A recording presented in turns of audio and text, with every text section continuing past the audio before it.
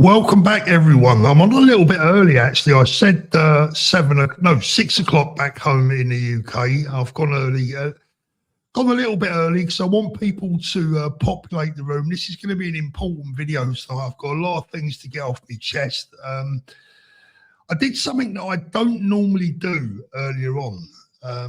I made a video, quite a long video. I think it was 33 minutes long.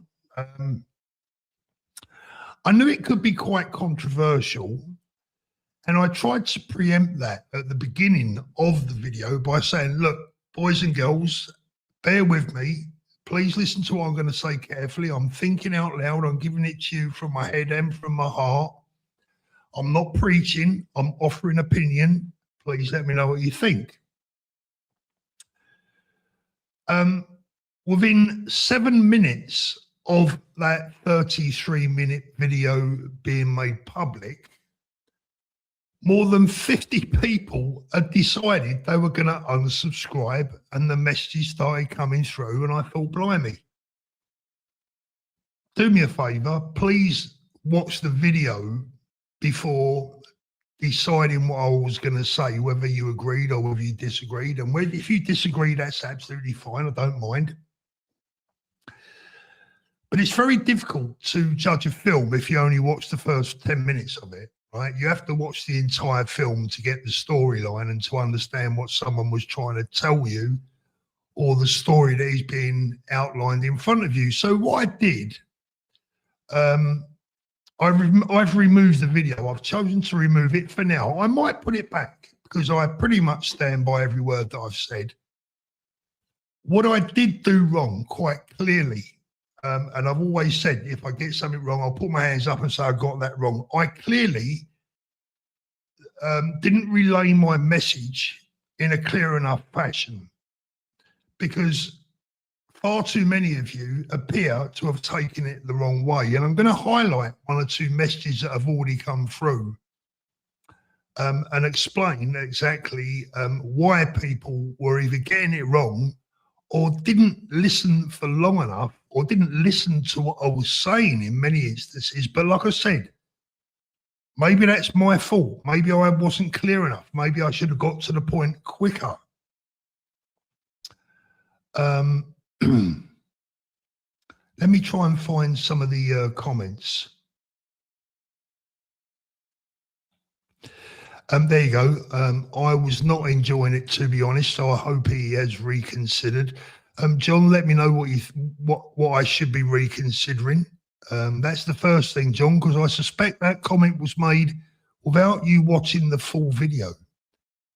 Here's another one. Andy, he was saying Restore and Low are being unrealistic about their plans to deport millions, defeatist or realist. Sorry, actually, that one is accurate. I was asking the question, is it defeatist? Is it realistic? Is it unrealistic about a plan to deport millions? So I was asking that question. Hold on.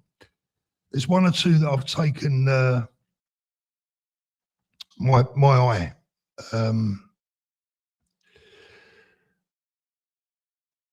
Let me find them. Okay, here's a good one. It was misrepresenting Restore policy on immigration. No, it wasn't. You wasn't listening. Even that, I wasn't making myself clear. But I'll blame myself. I'll say I wasn't making myself clear enough. Because too many of you, like John, jumped on straight away saying, oh, you're misrepresenting the immigration policy. As far as I know, Restore haven't actually got an immigration policy as yet. I haven't seen it. I mean, he goes on, I think that's why he's taking it down. Thankfully, it was also put into the left's hands. Do you not see them disavowing Antifa? No. Right, John, so there's what's wrong with this message, my friend, is this. Look, first of all, I wasn't misrepresenting Restore's policy. I was repeating Rupert Lowe's own words. We must deport millions. And I was asking the question, what does that look like realistically, and what would it bring realistically? That's a question, John. That's not misrepresenting Restore's immigration policy, is it? It's a question. So there's the first one that I want to get out of the way.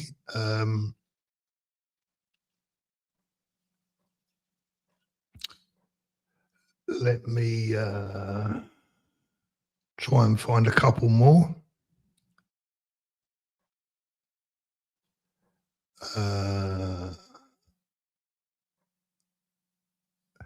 Look, a few people saying they agree, but I'll tell you what I'm going to do. There we go. There's another one. Let me have a look at this. Sue says, I hope you have realised you were on the wrong path, to be fair. No, I don't believe I was on the wrong path, and I'm going to go through what path I was on in a minute. I was wanting to comment and couldn't, which made it worse. Sorry about that, Sue. But I don't believe I was on the wrong path at all. Demolition Gamer says, I will answer you in the last video you posted. That would be great. I'm going to invite some of you on later on, and you can tell me exactly why I got it wrong and what I was getting wrong. So let me go back and let me give you an idea of what I was actually talking about. Now, I'll start from the beginning. Everything just recently, I think, has been going fairly well. It's been going pretty well. I thought that the launch and the membership of Ben's new party has been going well. Not that it's got too much to do with that. That's not the question. It's not the point. I'm not coming on here tonight from an advanced UK perspective. I'm just coming on here studying carefully what Rupert said during his video, and I'm asking questions. You guys can perhaps give me the answer. So in his video, he said that everyone in the NHS must speak good English. Now, I agree with that. Not sure. I don't think he used the word fluent. He may or he may not have done. I agree with that. But I've got a question for you, and for anyone that wants to criticise me tonight or didn't listen to what I was saying, perhaps you can tell me in the comments right now. Even better, come on, when I fire up the link, come on and tell me why you think I've got it wrong. I'm not going to have a go at you. You can explain to me, and I'll explain to you. Now, yes, I agree. Every doctor, every nurse, every health worker should be able to speak English, of course. Goes without saying. But, and here's the big but, the moment you start to deport people, the left will rise. They will rise big time. They will turn it into a race battle. And what will happen is that you will lose vast numbers of NHS workers for one reason or another. How do we replace those people? And more importantly, how do we replace them quickly? If you're going for mass deportations, which we would all love to see, right? We'd all love to see mass deportations. For me, you start with the criminals that are already in jail. You start with the illegals. You stop the boats. You do all those good things. But when Rupert has people around him, and this is the other accusation that people were making incorrectly, I made it very, very, very clear in the video on more than one occasion that I am not saying that I'm not saying that Rupert said he wants to deport anyone that's got a suntan. I never said that. Why are people saying, oh, you're saying Rupert wants to deport anyone that's not white? I didn't say that. This stuff is in your own minds. What I said is that if we go down a mass deportation route, there's going to be civil war because they're not going to take it lying down. And the other thing that's going to be a problem is that Rupert does have people around him, I believe. I believe there are people around Rupert, not Rupert himself. Do I have to keep saying that? Do I need to say it 20 times, 30 times? I don't believe that Rupert Lowe wants to deport anyone that's got a suntan. I don't believe that at all. It's not what he's about. We all know that, right? But I do believe there are people around him and who are trying to get their way into his circle and that are getting behind him that do feel that way. And that is their ambition, that is their goal. And what I was saying in the video is that is dangerous. It's dangerous for Rupert. It's dangerous for Restore Britain, who I am a supporter of.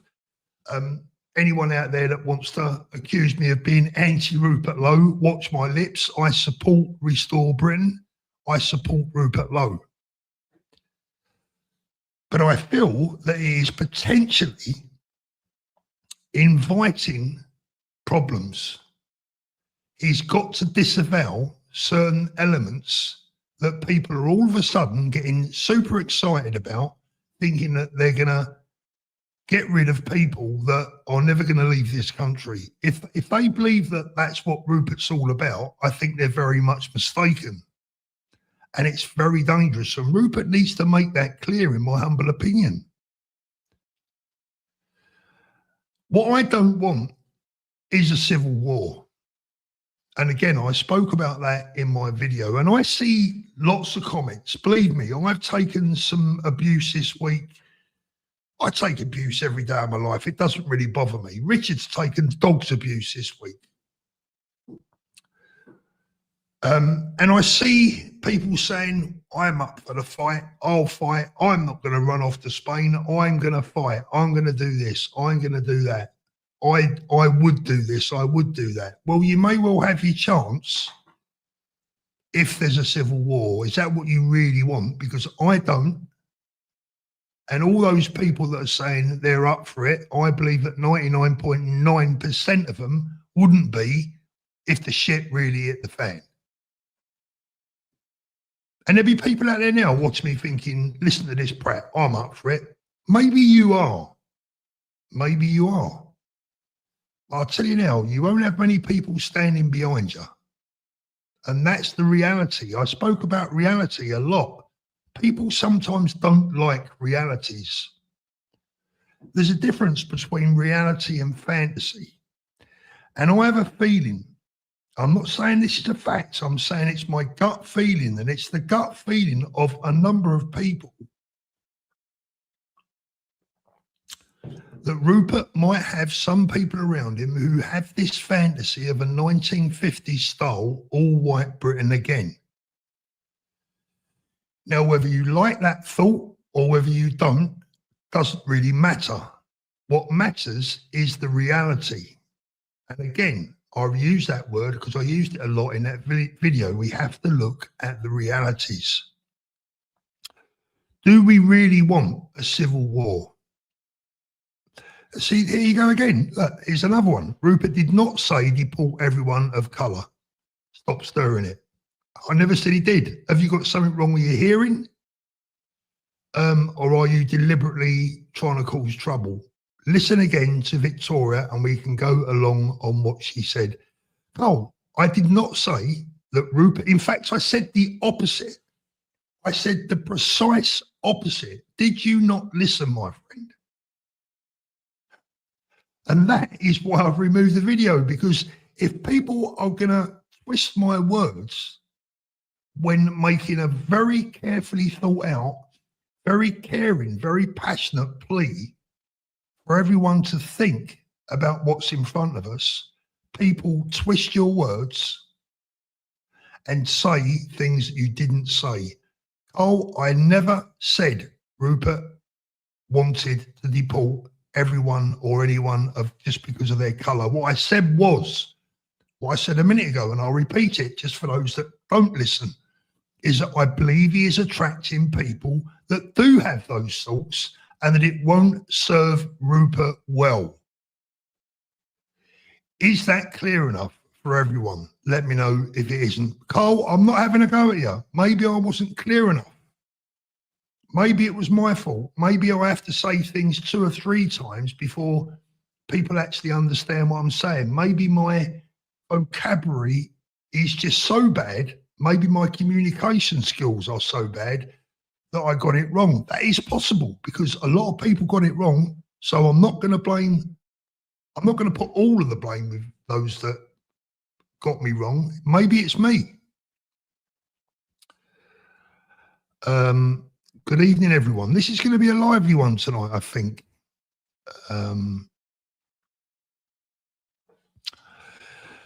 Let's have a little look. Yeah, good evening, Melanie. All good, thank you. Good evening, Claire. Claire has had a minor accident after a dog pulled her over today. Claire, sort your life out. Now, I am very disappointed that I felt that the necessity to remove that video. I'm going to watch it again later on. I'm going to watch it with a very critical eye. Pam says you hit the nail on the head with that video. Thank you, Pam. Pom. Look, I said right at the start of the video, I'm not saying that I was right. I was saying this is my opinion. This is what I think we're facing. And if we're not careful, this is going to be the outcome.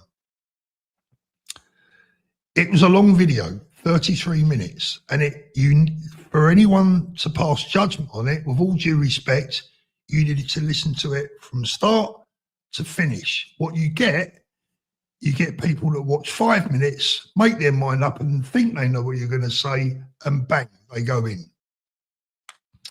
There's nothing I can do about that. No, thank you, mate. I appreciate that. Thank you very much.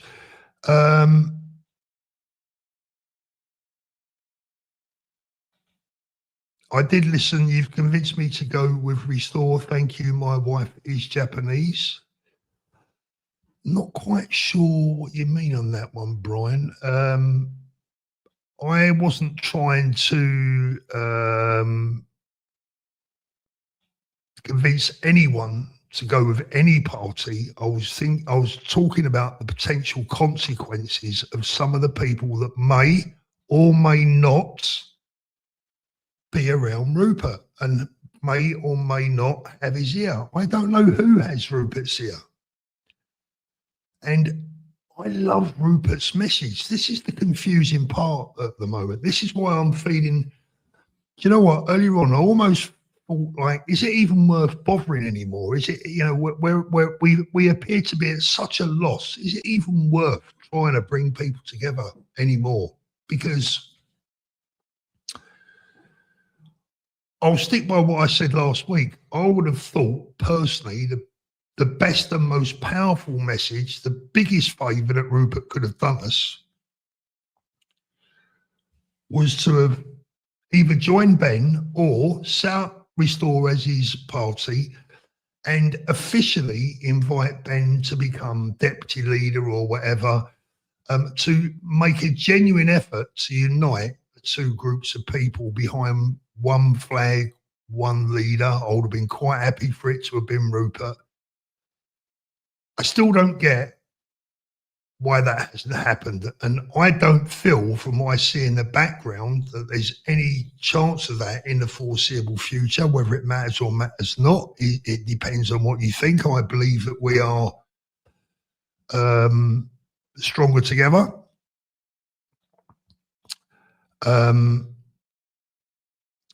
But I've got to consider. I want to watch that video back again and look at it from another point of view. Did I frame the video wrong? Possibly. I'll have to go back and have another look at it. I stand by my message in there, and that message is that we have to face the reality that deporting millions of people, or starting off with a message of deporting millions. Remember, we're talking millions, not a million, millions. How many millions? 4, 5, 10? I don't know. And nor does anyone else. And the left will pick this up and they will use it.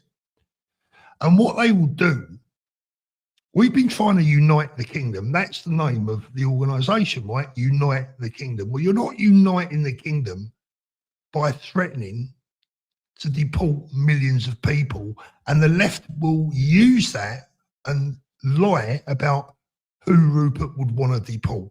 They're going to say, this party will deport anyone and everyone that isn't white. Now, as I said in my video, that's not what Rupert wants to do. I believe there are people around him that may feel that way, and there's the danger. And the left will use that to absolutely hammer Rupert and his party. So when Rupert talks about deporting millions, I think he needs to be very clear about who those millions are. It was clear to some degree, illegals that are already here, foreign-born criminals. That's probably not millions. It might be a couple of million. Certainly when you talk about the people that are here that hate the country and would like to do us harm, then you're definitely talking about millions. How would those deportations look, and how would they take place without bloodshed, without a civil war? Because what will happen again is, and this is the question that I'm putting to you guys, the moment you pick up your first group of people from a certain demographic, it's going to kick off. You know it, and I know it.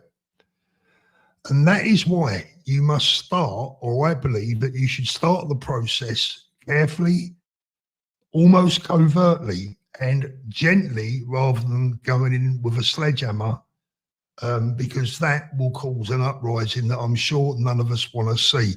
Let me put the link in the chat, right? Because I think more than anything, the best thing is that if people who disagree with me come on and tell me why. I'm not going to put your face on it. It'll just be, thanks, Wayne. It's just going to be your voice, right? So I'm not going to put your face on. I'll put the link in the chat there. For anyone that saw the video, come on and tell me what I said wrong or what you think I said wrong. A lot of people are super protective of Rupert Lowe right now, and I get that, and I'm being protective towards him as well, to a degree. I don't want him to fall flat on his face before he even kicks a ball. Julie, good evening, Julie. How you doing? I'm all right, darling. How are you this evening? I'm okay. Better what have you got on Claire, your mind? Obviously. Yeah, Claire's had a Cow. fall tonight.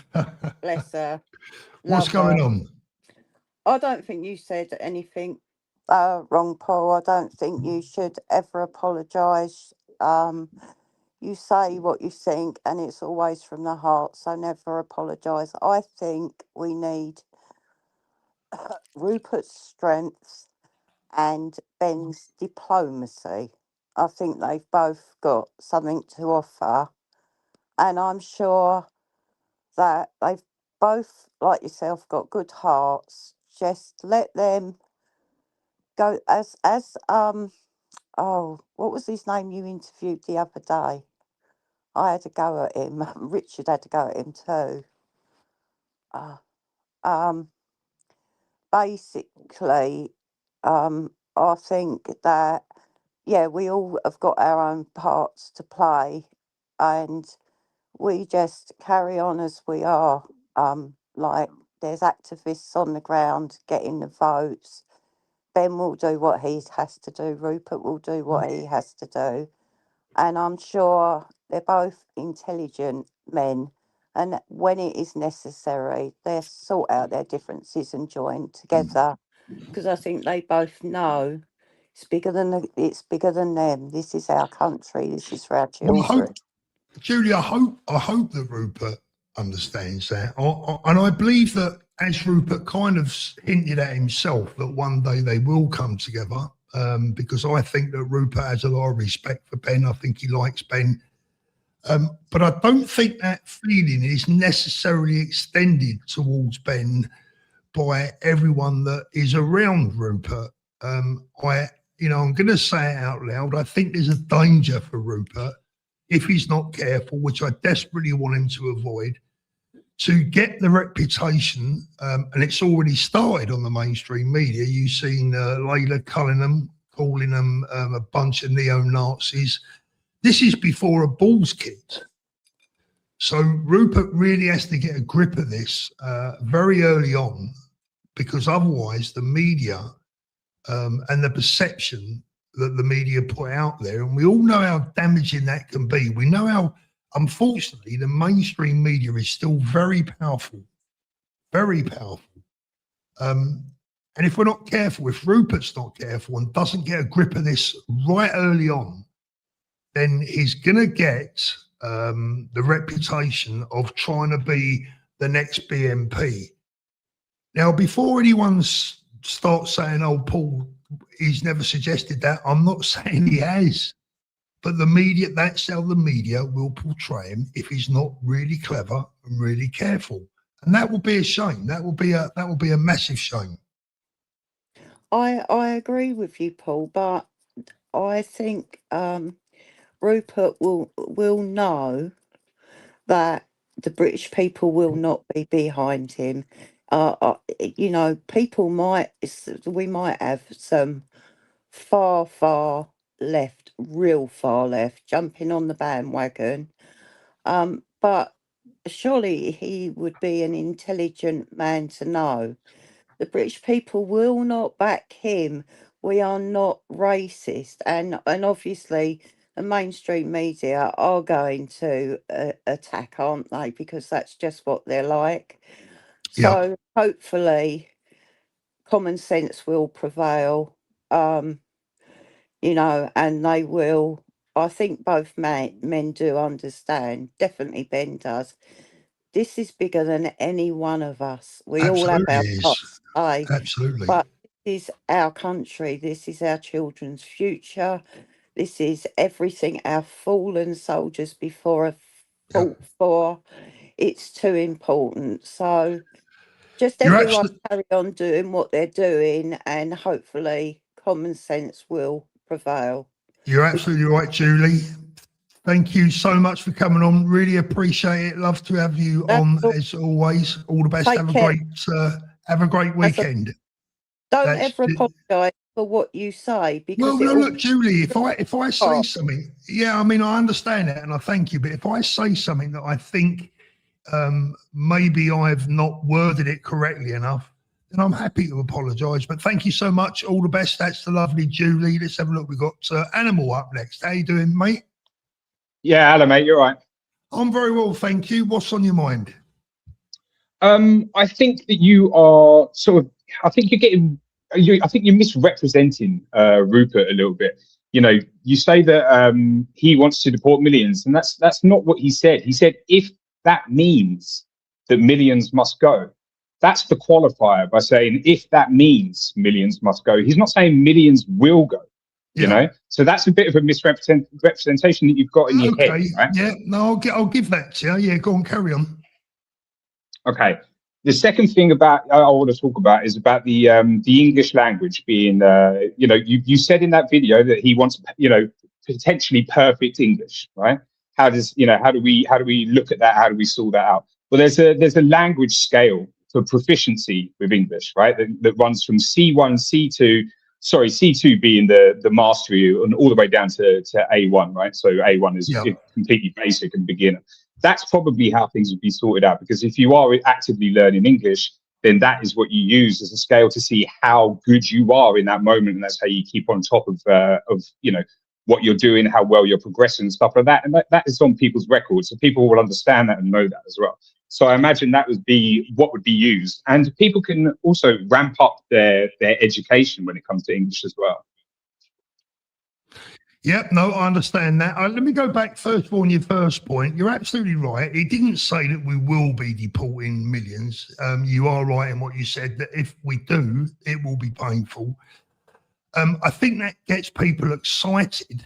When he mentions that, it gets people excited. And, you know, when he says that, he thinks people will think that's what he means. One of the questions that I had over that, or one of the concerns that I had over that, was what does that look like? How is that going to be achieved without a civil war? And it doesn't matter what anyone thinks of me, mate. It doesn't really matter what anyone thinks I'm trying to achieve. What I don't want to see is a load of people dying in the street, right? I don't want to see that. Listen, Paul, how do you think Ben's going to do it? Well, we would start, well, as Ben has clearly outlined, and I think the right way to approach it is that you start off on day one, you stop the boats. That's a given. You stop the boats. That's what Rupert has said. Agreed, right? On day two, you start the very difficult and long process of rounding up and finding all the illegals that have already scarpered. On day three, you make arrangements to deport all of those that are here illegally, that where we know where they are, in the hotels, in the houses, the housing, etc. So basically, your first stages will be to make your life easy. You stop the boats and you deport those where there really isn't a great deal of argument from the left, right? There will be an argument, but you know, it's not going to cause a civil war by deporting illegals. And then you start the process of deporting the criminals that are foreign born, that have no right to be here in the first place, in many instances, and you get rid of those. And then you can reevaluate after that and see how that process has gone, see what the reaction has been like, and gauge it carefully. Because as I say, for me, at all costs, what we need to avoid is unrest on our streets that would make Northern Ireland look like a tea party, because that is what we would potentially face. So I would start off, when I say gently, I mean it's not gentle at all. Stop the boats, get rid of the criminals, get rid of the illegals out of the hotels, ship them all out, send them back where they came from. That's not gentle, but it's not a sledgehammer either. Now, I'm not suggesting that Rupert has said he wants to use a sledgehammer, but when the rhetoric is of deporting millions, it's going to raise red flags on the left. It's going to get their backs up. It's going to get the media on your back, and it's also going to attract people. And this is my biggest bone of contention, or my biggest issue. It's going to attract people who do want to get rid of everyone with a suntan. They're going to be like flies round a honeypot, thinking that this is our man, right? And Rupert needs to be very careful from day one that he's not their man. Otherwise, the media will finish him. This comes on to my third point, which I think is the elephant in the room, is your gut feeling about there being this sort of insidious cabal of ethno-nationalists around Rupert manipulating him. Man, like that's come out of nowhere. You know, you're making that up. There's been no suggestion of that, at all, right? In terms of what we think. If you saying something else, then go for it. Well, I was going to say, I'm not sure. You know, I wouldn't be presumptuous enough to pretend to know what circles you mix in, who you know, what you hear, etc. So you may know more than me. What I can tell you is that I see and hear a hell of a lot, as you might imagine. I'm pretty well connected in the political world. And what I see and hear is that there are people out there who are making, let me think of the right expression, because I've already perhaps put out a wrong few expressions today. They're making moves and are reasonably excited that this might be the new BNP. And it's not. Okay, but that's it. Yeah? It's just what you've heard and stuff like that. Yes, it's what I've heard from credible sources. It's what I've seen from certain individuals with my own eyes. Have you considered that because of all of this, rivalry that we've got at the moment between Reform, Restore, Advance, that actually you might be being manipulated into thinking that? No, not at all. It'd be impossible to manipulate me to think it when I see it with my own eyes and ears. So you've physically seen like ethno-nationalists, or you're just going by information that you've had received? Because I'm saying that you might be being manipulated because you've got an audience, Paul, right? And so when you present things to your audience, whether it be, I'm just asking questions, or it's just a gut feeling, then you're fear-mongering, and that's what anyone who would want to bring down Restore would want to happen, right? Well, the last thing I would want to do is bring down Restore. So I'll answer your question a little more clearly. Steve Laws has clearly said that Rupert's our man, right? Steve Laws is an ethno-nationalist. Now, Rupert. Hang on one second. I just want to put a caveat into that. Steve Laws actually said, I'm going to start off with everyone goes, because that is how you make deals, right? That is how you negotiate. He's starting off at the harshest possible thing because he knows that that's not going to happen. But if you start from that point, then everyone goes, oh, okay, look, we'll give you this, we'll give you that. And you edge closer to what it is that is reasonable, right? But if you start from a hard line, then you're more likely to be starting from a stronger position. That's what Steve Laws was all about. Like, I don't agree with the title of Andrew Gold's video of him being the Britain's biggest racist. I don't believe that at all. Having seen him, I think there are probably much bigger racists, you know, than Steve Laws going around. Yeah, look, I've never met Steve Laws. I wouldn't judge him as an individual, as a person. I understand what he said about aiming high and shooting a bit lower. I get that. I'm not silly. But at the end of the day, I'm also a realist in the respect that I don't believe personally, and you can tell me if you disagree, I don't believe personally that a party where Steve Laws' views were represented will ever win a general election. That is my belief. Sure, but those views aren't being represented, are they? By Restore? No, and that's the way I want it to stay, because that would, in my humble opinion, that would ruin Rupert's chances.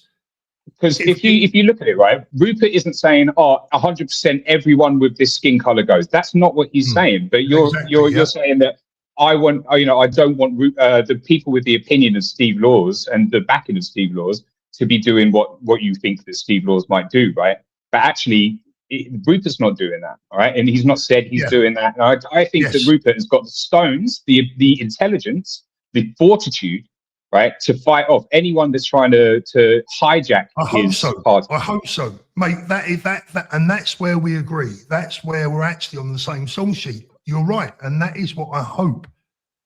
Maybe during that video, did you see the video I made earlier? I did. I just finished watching it actually before it got deleted. I watched the whole thing through, and I've got to say, man, like it's not about I think people have misinterpreted, but it's really easy to misinterpret because you focus so hard on skin color towards the end that as easily as you've misrepresented or misinterpreted Rupert with his millions will go, other people have misinterpreted what you said. And it's just a shame because you've got an audience. And by the way, something I have noticed since Restore have announced themselves as a political party in other videos and chats around is reform voters going into chats and trying to spin the narrative as well. So it's not just people like Layla Cunningham that we've got to be careful of. It's people that are in the chats trying to influence and manipulate things. No, I agree. And I don't under any circumstances want to be associated with that either, because I wholeheartedly support Rupert Lowe. I sat there and could have cried listening to his video when he released it. I thought his words were Churchillian. They were magnificent. But I'm worried. I did tear up. Yeah, I'm worried. I'm genuinely worried about people like you've just mentioned there. And I'm genuinely worried that people are going to... What I've noticed since I've been in politics is that it's such a dirty, confusing, mind-blowing game. It is like a game of chess, but throwing a Rubik's Cube at the same time. You know, it's a really, really weird game. And I fear for Rupert. There was something else I wanted to say to you before you went, but it's gone out of my mind now. But look, I will always listen to any criticisms that I get. I was not trying to misrepresent Rupert in any way, shape or form. What I was trying to do is explain the dangers of people getting too close to him, who will misrepresent him, who will ruin his chances before he even gets the bloody get going. And the mainstream media will be happy to go along with it. I agree with that. I think that Rupert has got enough, behind him. He's an incredible man, actually. When you think about what he's done towards the grooming gangs and everything like that, there's a little bit of suspicion that the grooming gangs were kind of used as a pretext for the formation of the political party that is Restore. But I don't believe that at all. I think the man has gone in wholeheartedly into trying to figure this out. The one thing I will say is, and a lot of people say, Rupert's a great man, blah, blah, blah. And yes, he is. But we need another 500 of them, right? And we've got to find those without, and this is the concern again, what we've got to do is we've got to find those 500. I'm not sure how many MPs he's going to. Oh, sorry, I'm not sure how many candidates he's going to need off the top of my head. But let's say it's 500, right? Rupert has got to find another 500 Ruperts or people that are acceptable, good enough to win by-elections and therefore go on and win a general election, without allowing those with ethno-nationalist ambitions infiltrating into the party and potentially ruining it for us down the line. That is a fear, and it's a genuine fear. Well, I tell you what is 100% is that Tories have infiltrated reform. So if this goes, if this doesn't go Restore's way, if it doesn't go Advance's way and reform get in, then we've got the same problem as we've had for the last 20, 30 years, right? Exactly. So we know that to be a fact. And look, I've been with Ben Habib ever since he formed Advance UK, and ever since I watched him for the first time. I can't even remember how long ago it was. I think I can't have anything better to say about Ben. But unfortunately, Rupert has got the momentum. Rupert has caught the ear of the world, not just the UK, the world, right? Yes, he has, and he's going to have the momentum. I think it's a shame that Rupert and Ben can't sort out like some kind of merger. I think it will happen down the line because what happens now is if they were to merge, then either one of the parties has to dissolve as the other transfer into that one. So I don't think Ben wants to just dissolve Advance UK, and I think he wants Rupert to head Advance. And then Rupert knows that what he's done with this Restore is catch everybody's attention, and Restore are the ones with the momentum. He knows that. And so he wants Ben a part of Restore. Ben wants Rupert to head Advance. But like it's a mess. It's a bit of a mess. But I'm hoping they will come together down the line. It is. Look, great call. I'll just finish off by saying the biggest problem that I can see between Ben and Rupert, and the viewers can make their own mind up about this one, whether it's a good or a bad thing and whose side they come down on, is that Rupert's not keen on the college. And Ben is keen on having what I would call a more democratic party, in a respect where the leader is able to be held to account, where the leader can be questioned. Rupert, as Connor spoke about, the Caesar sort of thing, it's a little bit more of a different way of looking at things. Personally, I prefer Ben's way of doing it, but I wouldn't argue. We're splitting hairs here, but I think that is a problem for Rupert. In fact, I know the college is a problem for Rupert, and I'd like to know why. I'd love to be able to ask him why it's a problem.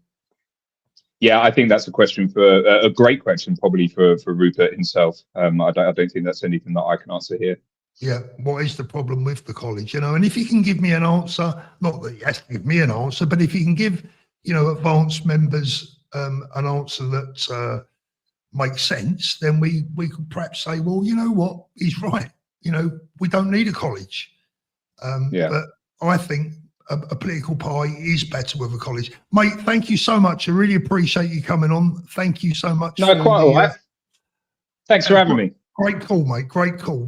Thank you. All the best. Thank you. All the best. I'm going to prioritise new callers this afternoon. Let me have a little look. Wise Old Wolf, can you hear me? Yes, Paul, I can hear you. How are you doing, my friend? It is Saturday evening. I hope you're... Not too bad, mate. Not too bad at all. What's on your mind? What did I get wrong earlier? Let me know. I don't personally think you got a lot wrong. I, myself, over the last 3 days, have watched hours and hours and hours of footage with regard to Rupert and the forming of the new party. And there have not been that many mentions of Advance. In fact, they've looked at it like they've been on about polls of who's where and what on the political standing. Yeah. And they've talked about Restore, they've talked about Reform. Advance never come into it. It's almost as though to say the word Advance, they're going to have to wash their mouths out after. Yeah. I don't know why. Well, and like you, I am I'm concerned about the appearance of ethno-nats, shall we say.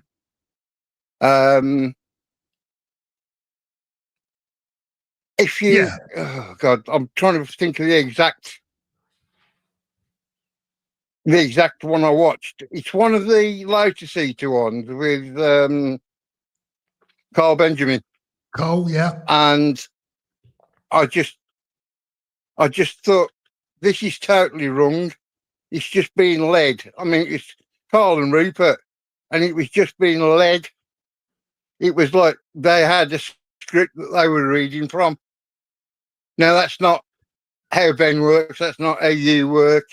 It's questions that come into you. You don't have to work off a script, Paul. Not if what Yeah. you're saying is true. Yeah, I haven't actually seen that. So to be fair, I can't comment. I did see Cole sort of saying, "Oh yes, we're going to be deporting millions. They're going, etc., etc." And look, I'm not going to argue with him about that. Happy days. If we can get rid of all the wrong ones in the country, happy days. My question in that video earlier on was, how does that look and how is it achieved without bloodshed? And when I talk about bloodshed, I'm talking about, people's sons out there. I'm talking about their kids, their fathers. We don't want bloodshed. We don't want civil war on our streets. I know some people yearn for that deep down and they think that's the only way out, but it would look bloody horrible. And because of the way Britain is made up, I mean, I because of the can way foresee.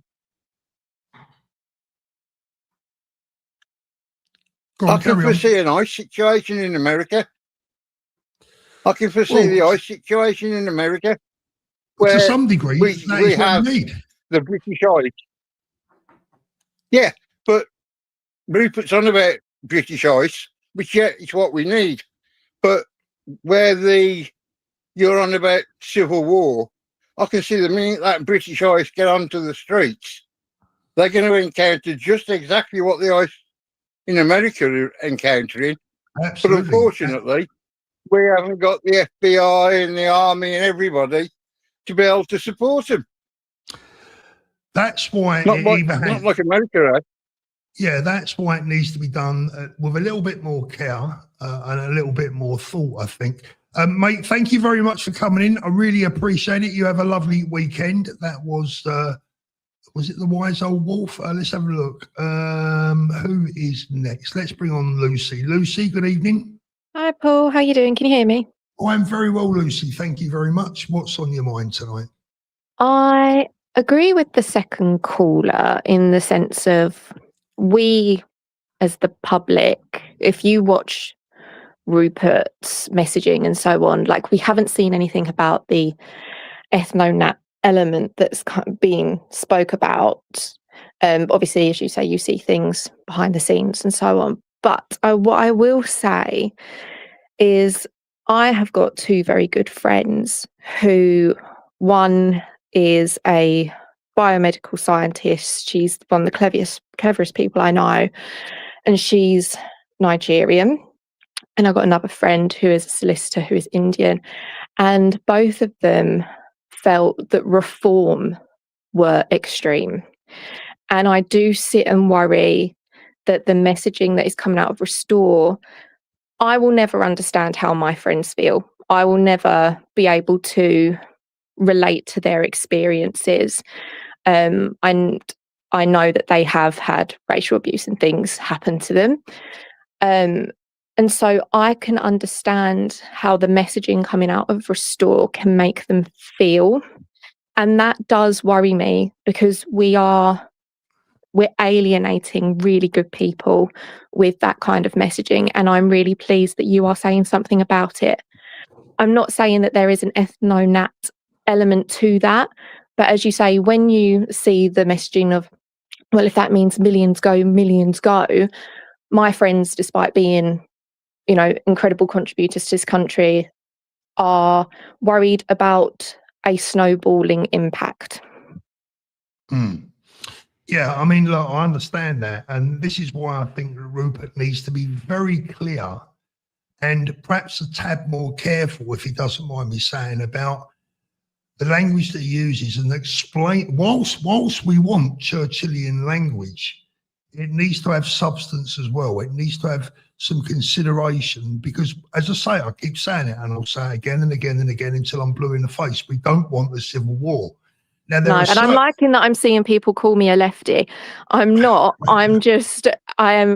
I appreciate that there are brilliant people in this country, and I worry that people that do work hard and that all of you in the chat say, we want good people here. We want people to assimilate. We want people to integrate. When you have those good people, you're then saying this about people. It's not right. Well, I wonder what have you said that would make you a lefty? Yeah, that's what I'm saying. I want my friends that work bloody hard and are brilliant people, family people who love this country. They do not deserve to feel like others. Yeah. No, I agree. I agree totally. And I'm sick of people who claim and pretend, here we go, look, more lefty, that claim and pretend that they're not about the ethno-nat side of things. Just look at the chat now. Yeah. And it's worrying because good people shouldn't feel that way. We should be embracing them.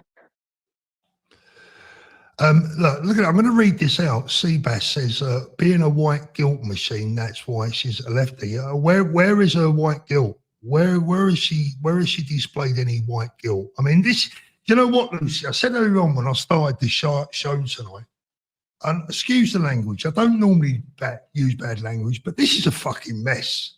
Mm-hmm. This is a fucking mess. And this has all started in the last 10 days or so. It's been bubbling under the surface. Up until very recently, everyone has been able to agree that we want to unite our kingdom. We want to stop the boats. We want to get rid of all the illegals. We want to get rid of the criminals. We want to get rid of those that are out on our streets, marching around, waving flags that hate us, hate our country, hate our way of life, have no respect for our women and our children. Everyone was happy with that. Yeah. And the thing is, I can appreciate... They want more. Well, and I can appreciate that Rupert himself has not said anything like that, right? I've watched all of his videos and he said, it's people that don't contribute and it's people that, are foreign criminals, people that come and take the piss. And I can appreciate that. Where I'm standing from is I can appreciate how people that do contribute worry about the snowballing of when you say, if that means millions go. And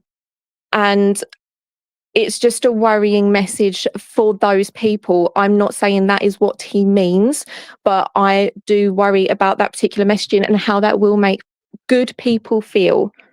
Yeah, I just think he needs to be a little bit clearer. And I'll tell you what, Lucy, before I let you go, I'm going to tell you something now that hopefully will prove a point to a lot of people out there that actually, may doubt what I'm right. A lot of people watching this channel right now will watch Baraka, right? He's a good lad. A lot of people like Baraka. I like him a lot. He does his best. He's a patriot. He messaged me the other day and said, you know what, Paul, the way things are going, I'm starting to get worried. Yeah, and this is the thing. It's there do need to be mass deportations. No one is saying that. No one is saying that there isn't a need for foreign criminals to go. Like, we don't need to keep them here. We don't need to be paying to keep them here. It's just not necessary. We don't need to be these men that are in these hotels. They don't need to be here. But the problem is when you are using language and then when people raise that actually it's not necessarily what you're saying, because he hasn't said anything along the ethno-nat line, but it is when you then get people misconstruing it, clipping it in a way that there needs to be more thought in what is said, because we do have very good people here and they shouldn't be made to feel unsafe because of, as you say, the leftists that are going to take things out of context because of how the mainstream media are just blackout in Not and only lying. that, not only that, the left will stir up trouble amongst, for an example, the black community. They'll try and convince the entire black community that all of a sudden they are at war with the entire white community. And it's all off, isn't it? I mean, we've been made to feel like that it's all of us against one another, right? And that's not the case. As Rupert has rightly said, it's the establishment that's caused this bloody mess, and he's trying to fix it. And I absolutely 110% appreciate that. But I agree with you that the messaging needs to be better, in a way that it can't get misconstrued, it can't get clipped. And let's be honest, Paul, those communities, the good people, are not going to be sitting listening to us. It's not going to happen. They're not listening to these kind of streams. They're not going to be listening because they're seeing this as, this is too right-wing, da-da-da. So they're going to be listening to people that are going to be, you know, the ones that are going to be fueling this, because that's where they feel that that's where the information is, in the mainstream media, for example. But, you know, it's true that they felt that reform was too extreme. And then a lot of us here are going to sit and go, well, actually, they didn't go far enough. Yeah. There needs to be better messaging. And I completely agree with you on that. I'm not saying Rupert has ever said anything that, you know, implies that there is anything. Neither am I.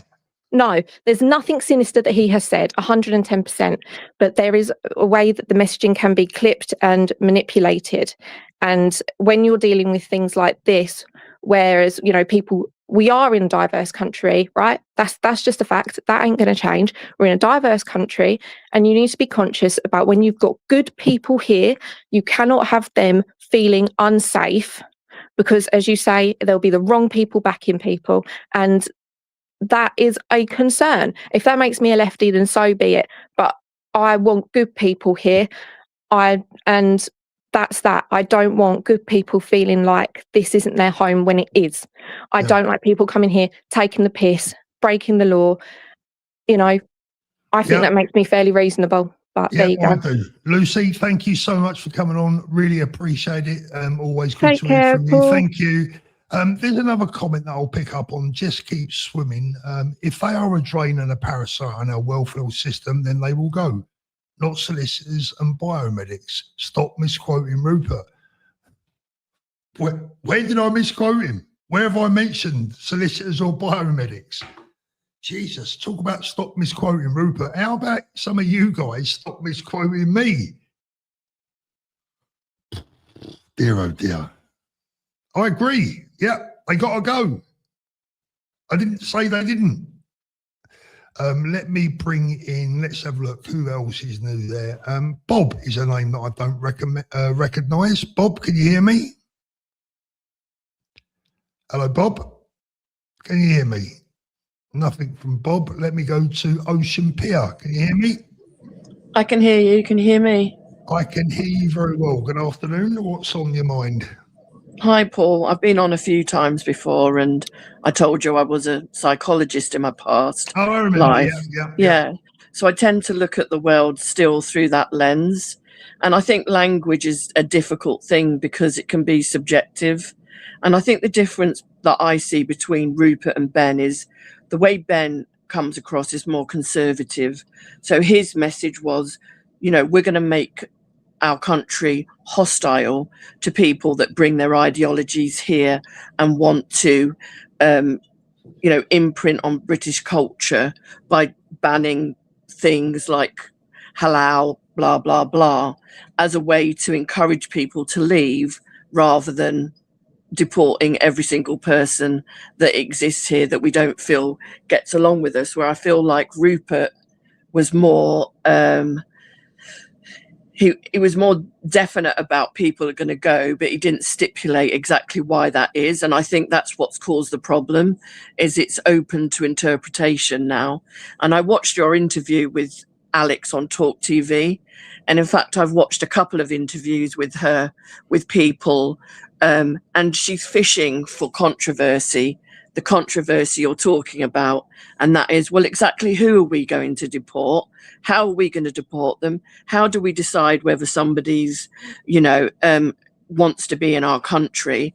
And I think that's what probably Rupert needs to make clearer to people, that there is a system that they're going to use that isn't going to discriminate against people that might not be well spoken, but work here and are part of our society. And I think that's where I was going to say, do you know what? That's one of the mistakes I might have made in my video earlier on. Maybe people felt that I was fishing, and I wasn't. I was asking a question, because what I want to do is I want to avoid mass civil disturbance. Yeah. And we have to have these answers. We have to have the answers. If you haven't got the answers, what you're left with is assumptions. Yeah. And at the moment, there's too many people assuming that Rupert is the new BNP or the new National Front when it is not. Okay. Well, I wasn't under that. So I'll tell you how it happened for me. So Restore, he did his speech, which was moving and dynamic, and it grabbed your attention, and it made you remember how proud we are to be British again. And it did make me emotional, and it made me feel heard and validated. And I think a lot of people have felt like that. But there were some, you know, I did wonder, oh, what exactly does that mean? But then I listened to you, and is it Richard that came on that night or a couple of days after, and he was really mad because he felt like there was some ethno-nationalists that have infiltrated Rupert's party. And then I was like, oh, so maybe what I thought I might be hearing is true. So then I won't make my mind up. Then I saw you and Ben talking about, you know, possibly coming together, and I thought, well, maybe that isn't true then. My mistake is normally I go and do my own research. I should have read Rupert's page. I should have read the information he put out there instead of just going on, you know, interviews and what people were saying. So I think at the end of the day, that's what people need to go and do. They need to go and read. They need to, I can't hear you, Paul. They need to go and read and educate themselves on exactly what it is he is saying, so that there isn't this mistake. And while I'm here, can I just clear up one thing that's really, really peeing me off? Absolutely. That I keep hearing. And part of it is propaganda, and part of it is people uneducated about what splitting the vote means. And I've written it down because I think I'll say it more eloquently. Is that okay? Absolutely. Okay, so I'd like to clear up the nonsense about splitting the vote, because we have new parties forming. The term vote splitting is a misnomer because it assumes a proprietary ownership of votes that does not exist. It treats a political party as the owner of a demographic, then an entity that must earn individual support. Reform are higher in the ranks because they've had longer in establishing themselves. We and Restore have until 2029 to do that. So the splitting narrative ignores voter expansion. Many people vote for new parties because they finally feel represented. So you can't steal a vote from a party that the voter was never going to support in the first place. The reality, if a voter becomes disillusioned or disaligned, the original party has lost the contract for that vote. You cannot split something that was already forfeited due to poor performance or policy shifts. This is about saving our country, not aligning yourself with a party that is no longer serving them. Yep. I mean, so people need to split in the vote. There is a reality about that, but it's not going to mean that one party will get in over another, because people will, like you've seen with Restore, they will go wherever they feel like they're being heard the most. We can't just say, oh, because Reform are ahead, we'll stick with them. Reform right now are a recycled Conservative party. We've done that for the last 50 years. I'm personally not prepared to do that ever again. What we want is anti-establishment. That's what we want, a party that is anti-establishment. And unfortunately, Reform are not that. But yeah, no, I agree with that 100%. Thank you so much for coming on again. I really appreciate it. You have a lovely weekend, what's left of it. Yeah, thanks, Paul. Thanks for giving me the time. Care. All the best. Bye. Thank you. Bye-bye. Bye-bye. Let me just see who is next. Let's try Agent Serco. Hello, Hello, how you doing? Can you hear me?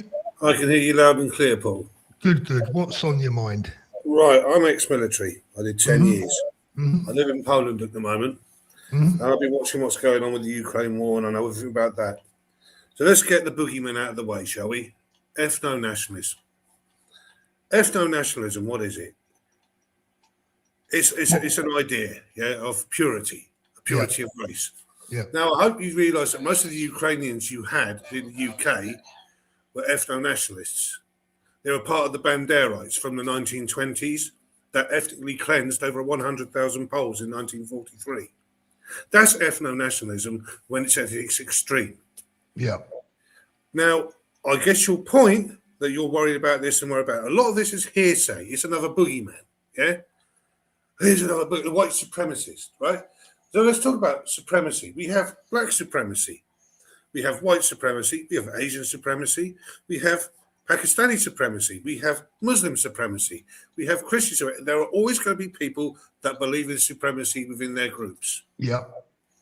Now, after 3 tours of Northern Ireland under Obama, I saw sectarian violence close up and personal. It's not good. It's horrible. But this is where people are indoctrinated and made to feel and made to believe in the boogeyman. They're made to believe that this person is this, that, and the other. This is the reason for the Ukraine war, going back to the Ukraine, but it was a civil war started in 2013/14. When the people in the East saw the red and black banners and realised that the Banderites were back, they then went into defence mode. That's why they separated from Ukraine and they created the civil war that way, because they saw the Nazis coming back, stroke ethno-nationalists, stroke Banderites, and the Russian Ukrainian speakers started panicking, and then they started going into that way. This is where fear comes in. And what we're allowing is people like Alex Phillips and others to try and push a narrative to create fear, to create a disingenuous break between all of us. The other point I want to bring up as well is we've got 3 years. We've got 3 years before the next election. So a lot can happen in 3 years. I'm going to be honest. I like Rupert, but he's no spring chicken. Okay, he might take a stroke. He might have an ill health effect. But his message and his idea, which came across, which struck me more than anything else, as an ex-soldier, as an Englishman. For the first time, I'm starting to want to be an Englishman after my identity has been taken from me, stripped from me, told I'm a bad person, told because I'm English, I can't have this identity. You can't celebrate St. George because you're English. You're a bad person. They have totally trodden down on us as English people. Yeah. Then you have Nigel Farage, that squealy little worm, turn around and says, oh, it's an idea. No, it's not an idea. It is an identity. Just like you have Suella Braverman, who says she doesn't class herself as English because she's not English. She has her own. I agree. I agree. And by the way, thank you for your service. I always like to say that to former members of our armed forces. I mean, it's a great point, and I agree with everything you said there. But that doesn't make me an ethno-nationalist, does it? No. And it doesn't make me an ethno-nationalist. What it is the fact that we are English. It is our identity. It is our heritage. It's where we are from. It is, yeah. Absolutely, 100%. And that includes the pigment of your skin. If you want to go down the colour. Yeah, if you want to go down that route, scientifically, that is a fact. And I've said this before. So that's not ethno-nationalism. That is because you are English. And what our superior, wonderful people have done is try to destroy that. Yeah, they have indeed. They have indeed. Look, great point. So do you share, I mean, listen, you're obviously a man that knows exactly what he's talking about, so I'd appreciate your opinion on this. The opinion that I have is that Rupert needs to be careful about who he allows to become too close to him. How do you know what the person's intentions are until they show their hands? Well, I think some of them have shown it. Like who? Well, I don't want to name names, right? Well, okay. I know, for instance, people look at Connor Tomlinson, yeah? Yeah. I don't like the guy. I think he's an arrogant, upstart little prick because he's an upstart to me. But I don't see him as an ethno-nationalist. I'm not talking about Conor Tomlinson. I will I don't see what's his name, Carl Benjamin as that, or people from the Lotus Eaters. These people have no home. They had nowhere. Yes, I agree with that. Yeah, none of us have. It's been I taken didn't away have from a us. home until Rupert spoke. Yeah. I like Ben Habib. Don't get me wrong. I really would have gone behind Ben Habib, but something didn't click with me on it. Something wasn't there. It didn't have that passion. You see, I've seen a lot of people on X, and I don't take too much notice of what I see on X because I know it's a cesspit, right? But I do see people on X, and I do see people on my channel on YouTube saying that they won't get behind Ben because he is not truly British. No, he's British. He's from the British Empire. I have a problem with that. I really have a problem with that. Well, so you should do, because Ben is from the British Empire. Yeah. And he's done so much for our country as a person, and I class him as British. I don't class him as English because he's not English. Technically, he's not English. No, I agree. I understand that. Yeah, that's a difference. There's a difference between the word British and the word English. Yeah, and that's what we've got to get. We've got to take that back.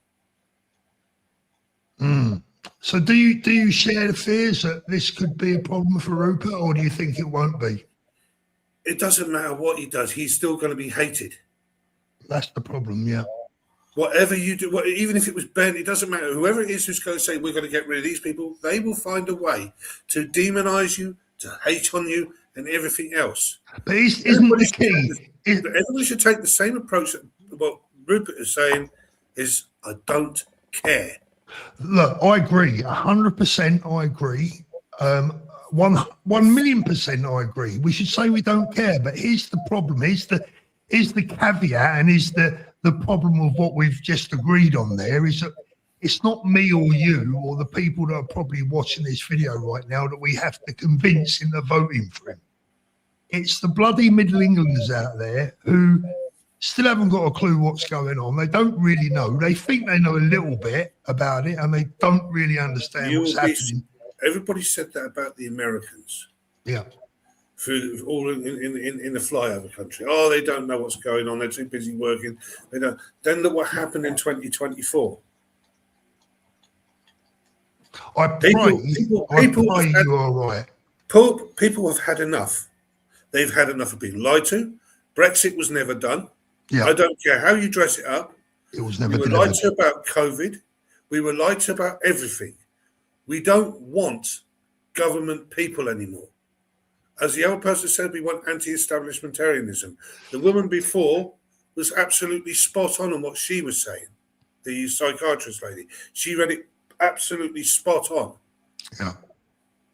And the other thing we've also got to do, and is one of the bad things we've also got to do, is stop over-analysing things. Let the cards play the way out they come out, and then deal with it once it's come out. Yeah, that's a very good. That's a very good way of looking at things. I mean, unfortunately, as a YouTuber, that's a bit difficult. Our job is to comment on things, and I appreciate that, and I've been watching you for a while from a distance. No, I appreciate that. It's everything that you're saying. I agree with, and it's Rupert's video was music to my ears. I worry. Maybe I'm overthinking it. Maybe the British public are better educated about. Everybody that listened to that feel English. And the reason why it's so specific, look how many views it got. Yeah. Was it about 50 million? 3 days, he's got 80,000 people. What's that, 80,000 National Front? Is it 80,000 BNP? No, not at all. No, this is what I'm saying, Paul. Yeah. Everybody's wanting to see the boogeyman. It's not there. The boogeyman's going to be there somewhere. But I was going to say they're out there. They're always going to be out there. Like that idiot, what was his name? The ethno guy. The guy was talking about him earlier on.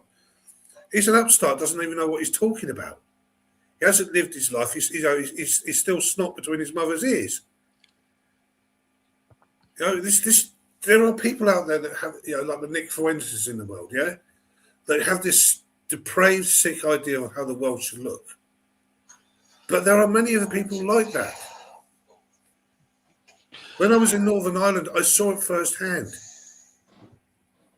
And they had the little kids, like 5 or 6, coming up to you and spitting at you while you're on patrol or whatever, leaning up against the wall while, watching what's going on. And the little kids will come up and start spitting at you and telling you their uncle's coming to kneecap you and this, that, and the other. This is how they live because they're brought up to believe that. Do you fear, or let me reframe this question. Is there any way that we could achieve what we all clearly needs to be done back home? Is there any way that can be achieved without bloodshed? The problem lies not with us. The problem lies with an imperialistic ideology. Good answer. I'm sorry to say this. Yeah. That will be the catalyst. Yeah. Yeah. Unfortunately, the Islamic problem we have has been 1,000 years of jihad.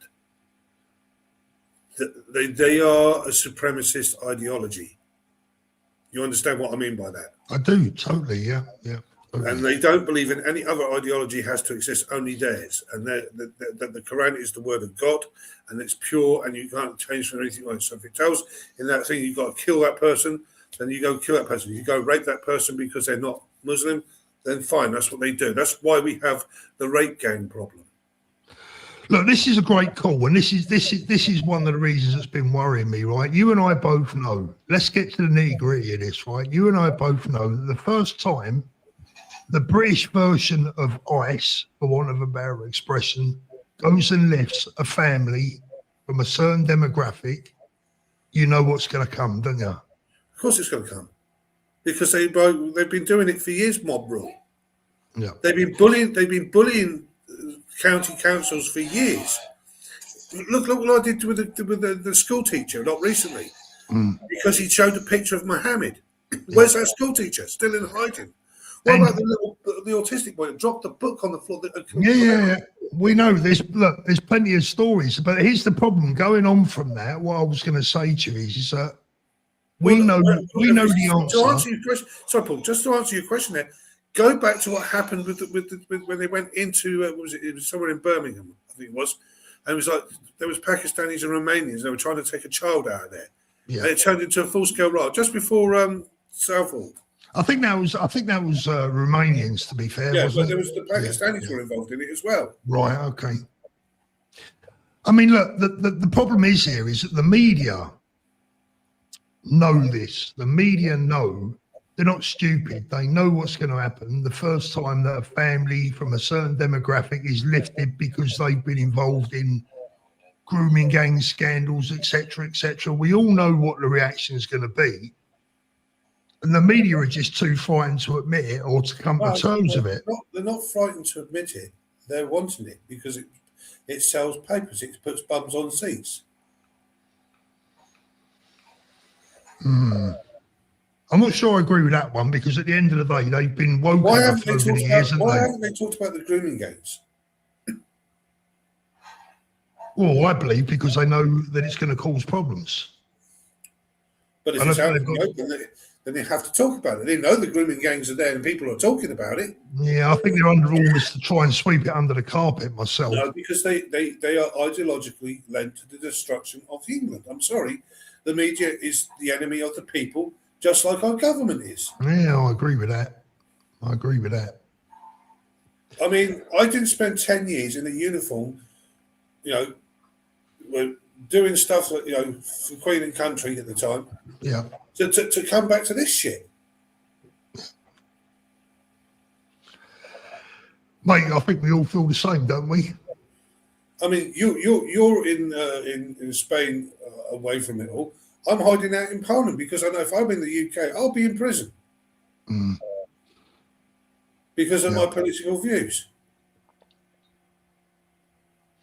And I'm not right-wing. I'm not left-wing. I'm a person that believes that what's right is right, and we have to talk about things like, for instance, the Islamic rape gangs or the COVID fucking Chinese Wuhan wiggle. We had to talk about it. Yeah. Yeah, no, I make you right. I'll make you right. Brilliant call. There's a lot of people saying that a lot of people were praising you in the chat there. Please come on again. I'd really enjoy hearing from you again. I'll try to, Paul. I like to keep myself to myself. It's just I was so incensed to listen to you earlier on when you were making your statement about Rupert. I had to write something down. I did write a comment in there, but my writing through my dyslexia is terrible. So let me ask you a question. You say that. So did my video? How did it come across to you earlier on? Did it upset you? As the Paul Thorpe version of Alex Phillips, if that makes any sense. No, I listen. As I said, I've got to watch that video again. Right, I've got to watch it again, and I've got to study it. I watched Rupert. I've been watching Rupert for a little while now, and never once has he turned around and said, "If the doctors and nurses don't speak English, they're off." He said, "The people that are not working, living at home, that don't speak English and refuse to speak English, can go. The people that hate our country can go." Yeah. Right, which is a lot of these ethnic enclaves that we've created, these ghettos. I agree. The one thing about the doctors I want to pick up on there, what was his exact term when he mentioned the doctors? He said they're going to have to speak, was it fluent English, or what did he say exactly? Can you remember?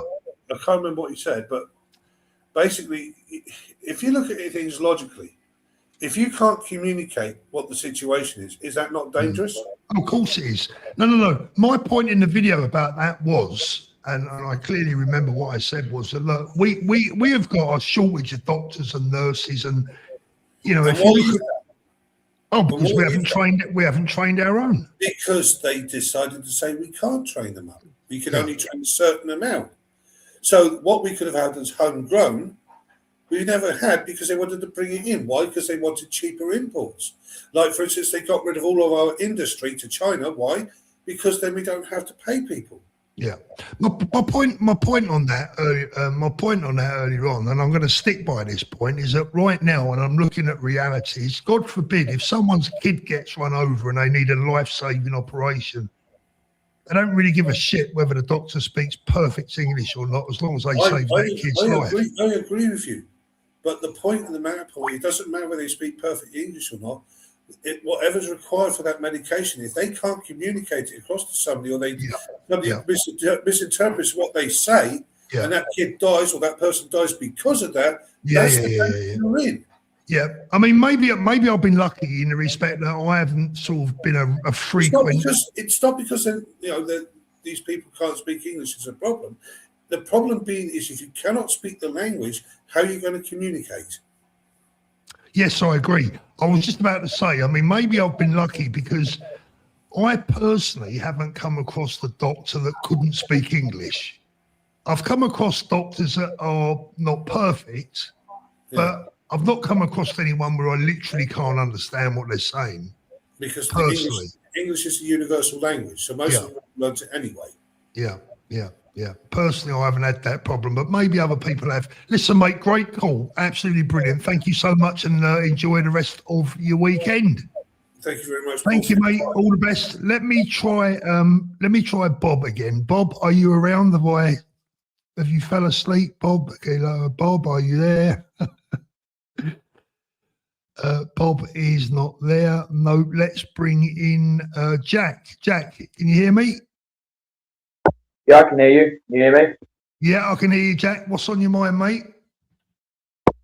Yeah, so about Rupert Lowe, I think that about his mass deportation, I think that, they're needed, even if, let's say, there's a million plus or more illegals coming in, it doesn't matter. We've still got to deport them because otherwise, they're not going to learn. The only way these people are going to learn is if we respond, and that is to kick them out one way or the other. You know what I'm saying? Yeah, Jack, I'm not going to argue with that. The question I asked during the video earlier on was, how does that look like and how do we do it without bloodshed? So, I mean, I'll ask you that question. How do we do that? How do we deport millions of people without having a civil war? I don't know if we're going to be able to avoid civil war. I think the last chance we had to avoid a civil war, I think, was long ago at this point.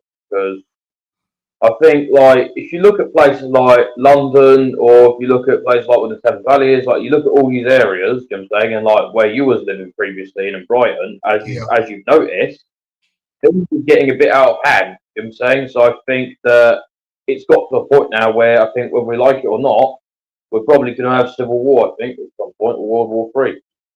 Yeah.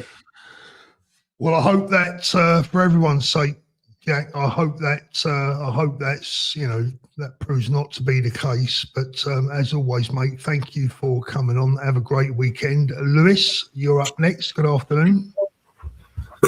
Hello, Paul. How you doing?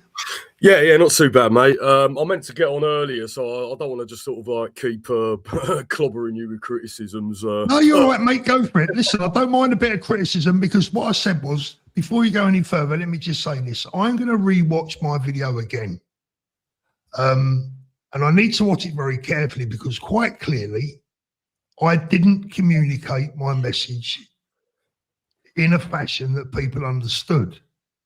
And I'm quite happy to take criticism if that's the case. So fire away, mate. Yeah, I know all about that. You know, struggling to word things, but yeah, there were sort of a few things I picked up on. I mean, I think like the main thing broadly is that what I've seen ever since Rupert Lowe's announcement. By the way, I'm a member of Advance. I joined last year. You know, to help them get to their 30,000 target.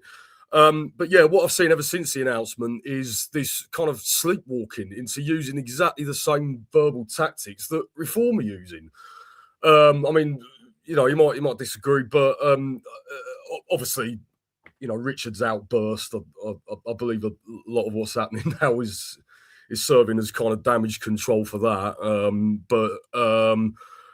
But things like, I mean, obviously, I saw that stream, and one of the first things that he said was, I'm not quoting like word for word. Yeah. But it was something like, I think Rupert Lowe's getting old and he's losing his marbles a bit, or it was something along those lines, which is now who tried to make a very similar claim in order to politically assassinate Rupert Lowe. In fact, I did comment at the time about that. Obviously, I don't know if it's still there, but that was really low. Obviously, the ethno-nationalist concern. Obviously, it's healthy to have any of these concerns within a political movement, but I just think I do think it is jumping to conclusions at this stage. Just to assume that anyone who follows Rupert Lowe or anyone who's on his team is a white supremacist. Did you think that is what I was suggesting earlier? Well, I mean, you've talked about ethno-nationalists. I mean, obviously, your last few sort of videos or on the subject have been voicing concerns about an ethno-nationalist element creeping in or something along those lines. I do think it's. I mean, it's not that I'm sure they exist, but and I agree with you that. I agree with you that they probably don't make up the majority of patriots, let alone the population. But the thing is, we're at such a desperate time. People want any port in a people. Yeah, exactly. Yeah, people are clinging on to hope, aren't they? I picked up on something a previous caller said, because I think you brought up Steve Laws. I mean, that's another thing that people keep mentioning. What exactly is so frightening about him? He doesn't. I mean, I've seen like a couple of interviews on YouTube with him. He doesn't seem to have a really big following, nowhere near as big as Rupert Lowe. So I mean, who cares what he's doing? You're right, but here's the danger. And again, maybe I didn't make myself clear enough earlier on, and that is my fault. But the danger is that if Rupert doesn't disavow certain thought trains, certain beliefs, certain individuals, maybe even. It's not easy. Being in politics isn't easy.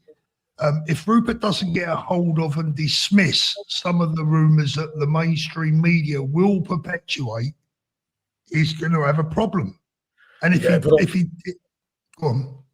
Well, I do take issue with that, because it's into the realms. They didn't circle around Advance, mate.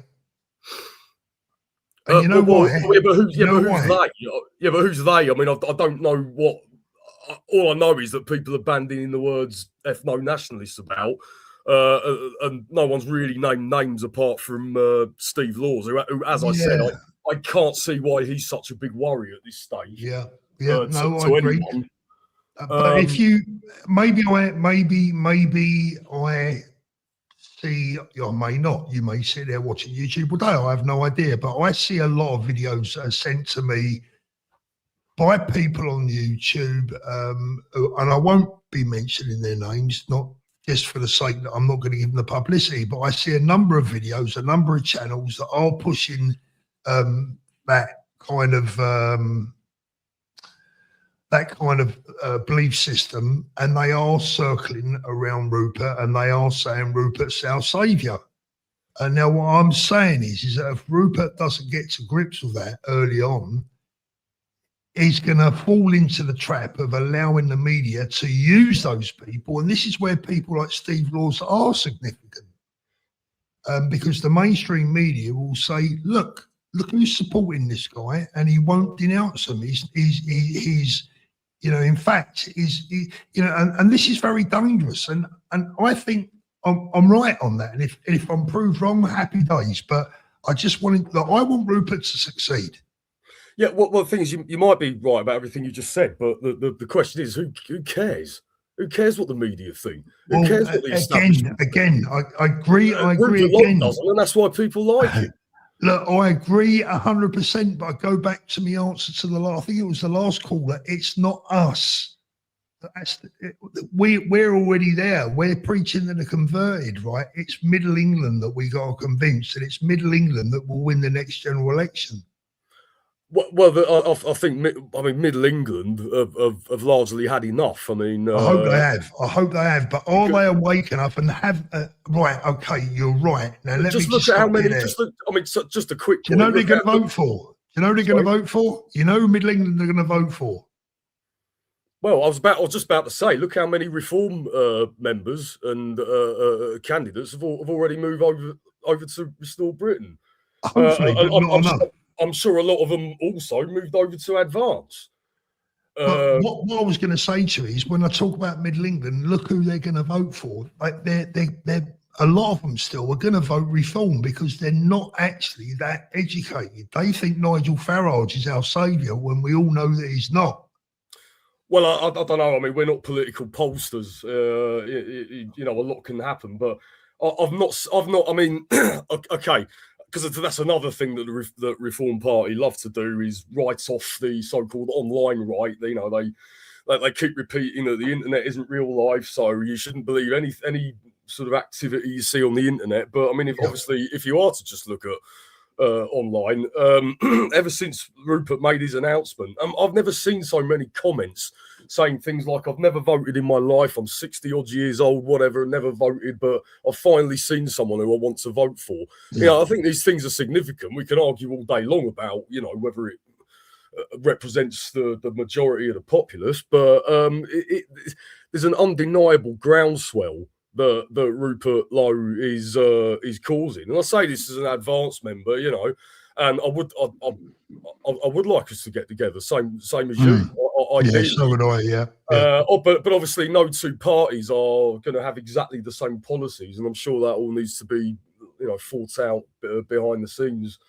But also, just a point on, some of the Restore members. I mean, I do follow channels such as the Lotus Eaters, and I believe some people have a problem with them.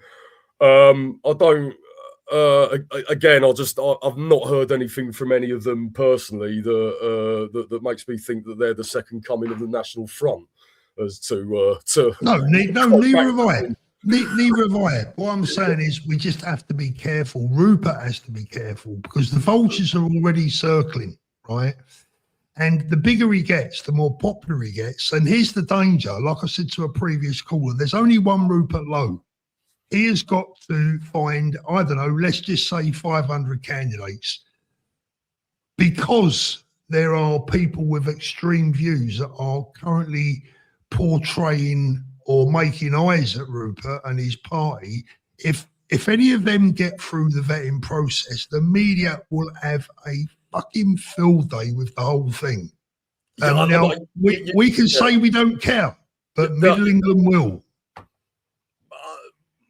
I don't. Basically, we've been told for generations, longer than anyway, many generations, that we're racist. Basically, Yep. you better do exactly as we say and vote along the lines.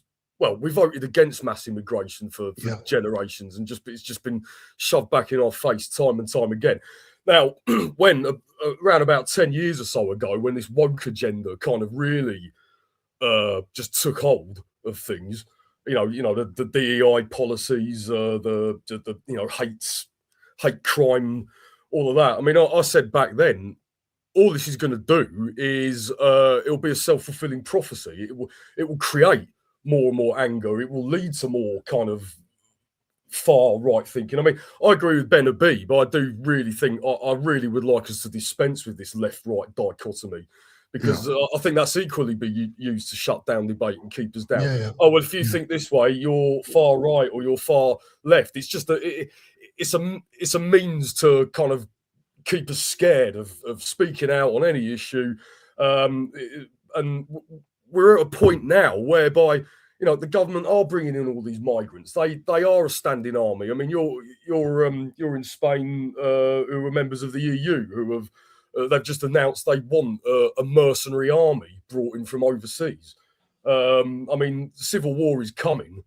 It's coming to all of Europe, not just Britain. Whatever we believe, whoever we get behind, I really do think it's getting that critical. Not to be, melodramatic at all, but it's gone beyond what's left and what's right politically. It's kind of we've got to save our country, save ourselves.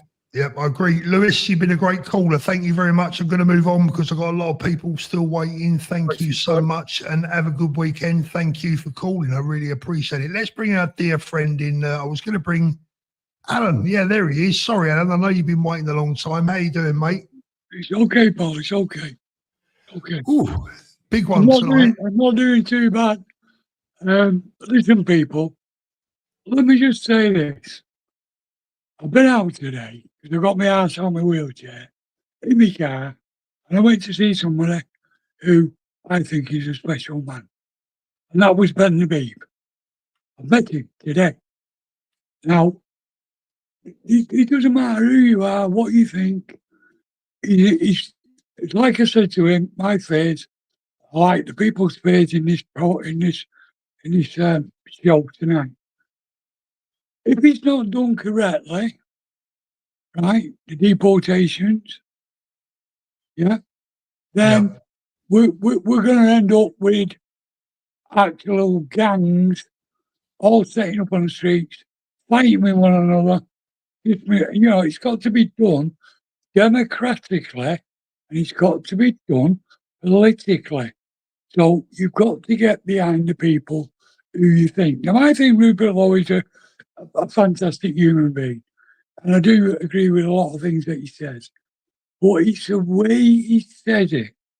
Now, did he say that speech about deporting because he said it the way he needed to be aired across the country? This is what we need. This is what we're going to do. And he said it in such a way people sat up and listened, because it's not been said that way. Now, the difference between Rupert and Ben is Ben is a diplomat and he's building a party slowly.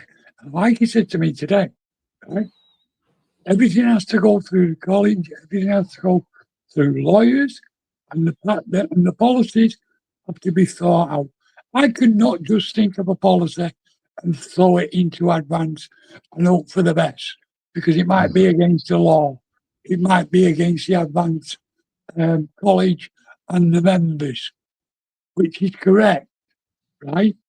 But we've also got to be careful here, Paul, that we don't let ethnonats into advance as well. Never mind restore.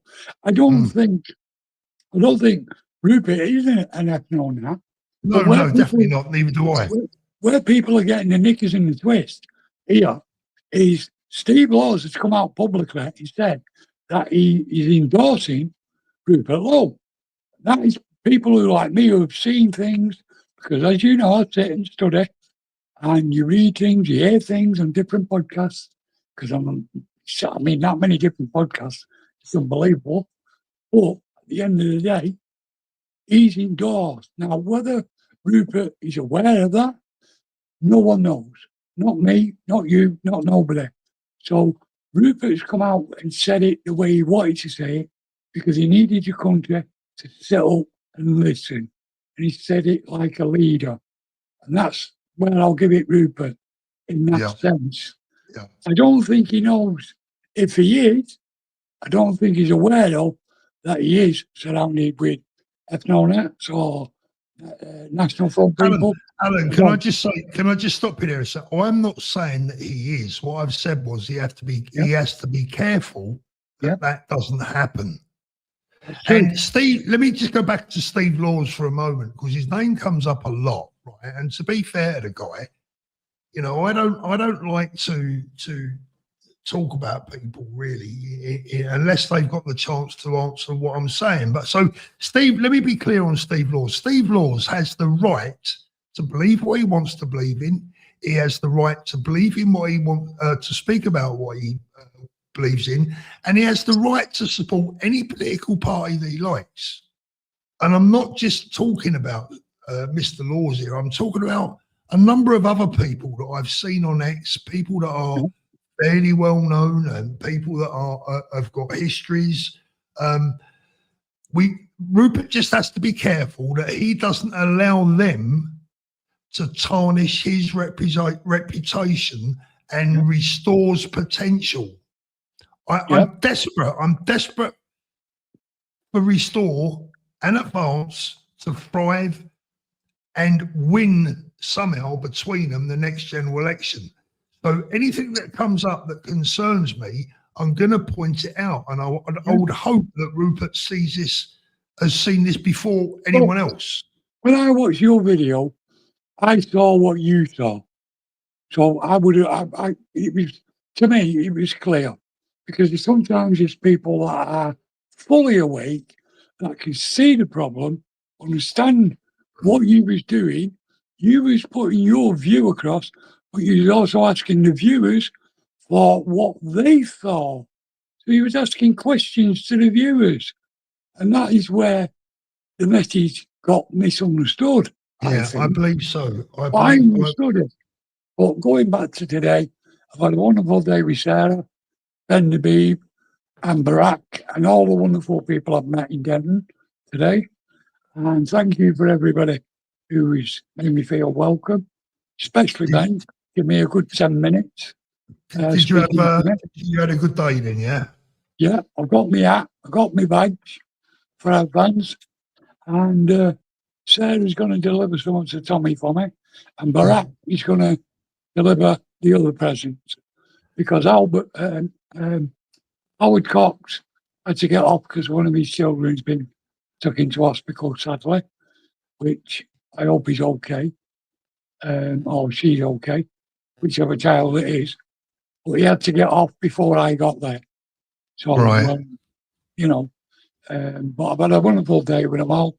And like I say, at the end of the day, ladies and gentlemen, it comes down to the actual day on the year that we all put our X in that box. That's what it comes down to. And then we'll know what the outcome is. And then we hope that they do what they say they're going to do. It's as simple as that. Absolutely. Alan, thank you so much for coming on, mate. God bless you. Take care, and you, mate. That's Alan. Let me just 1 second. I just got to listen to a quick message. Stay there, guys.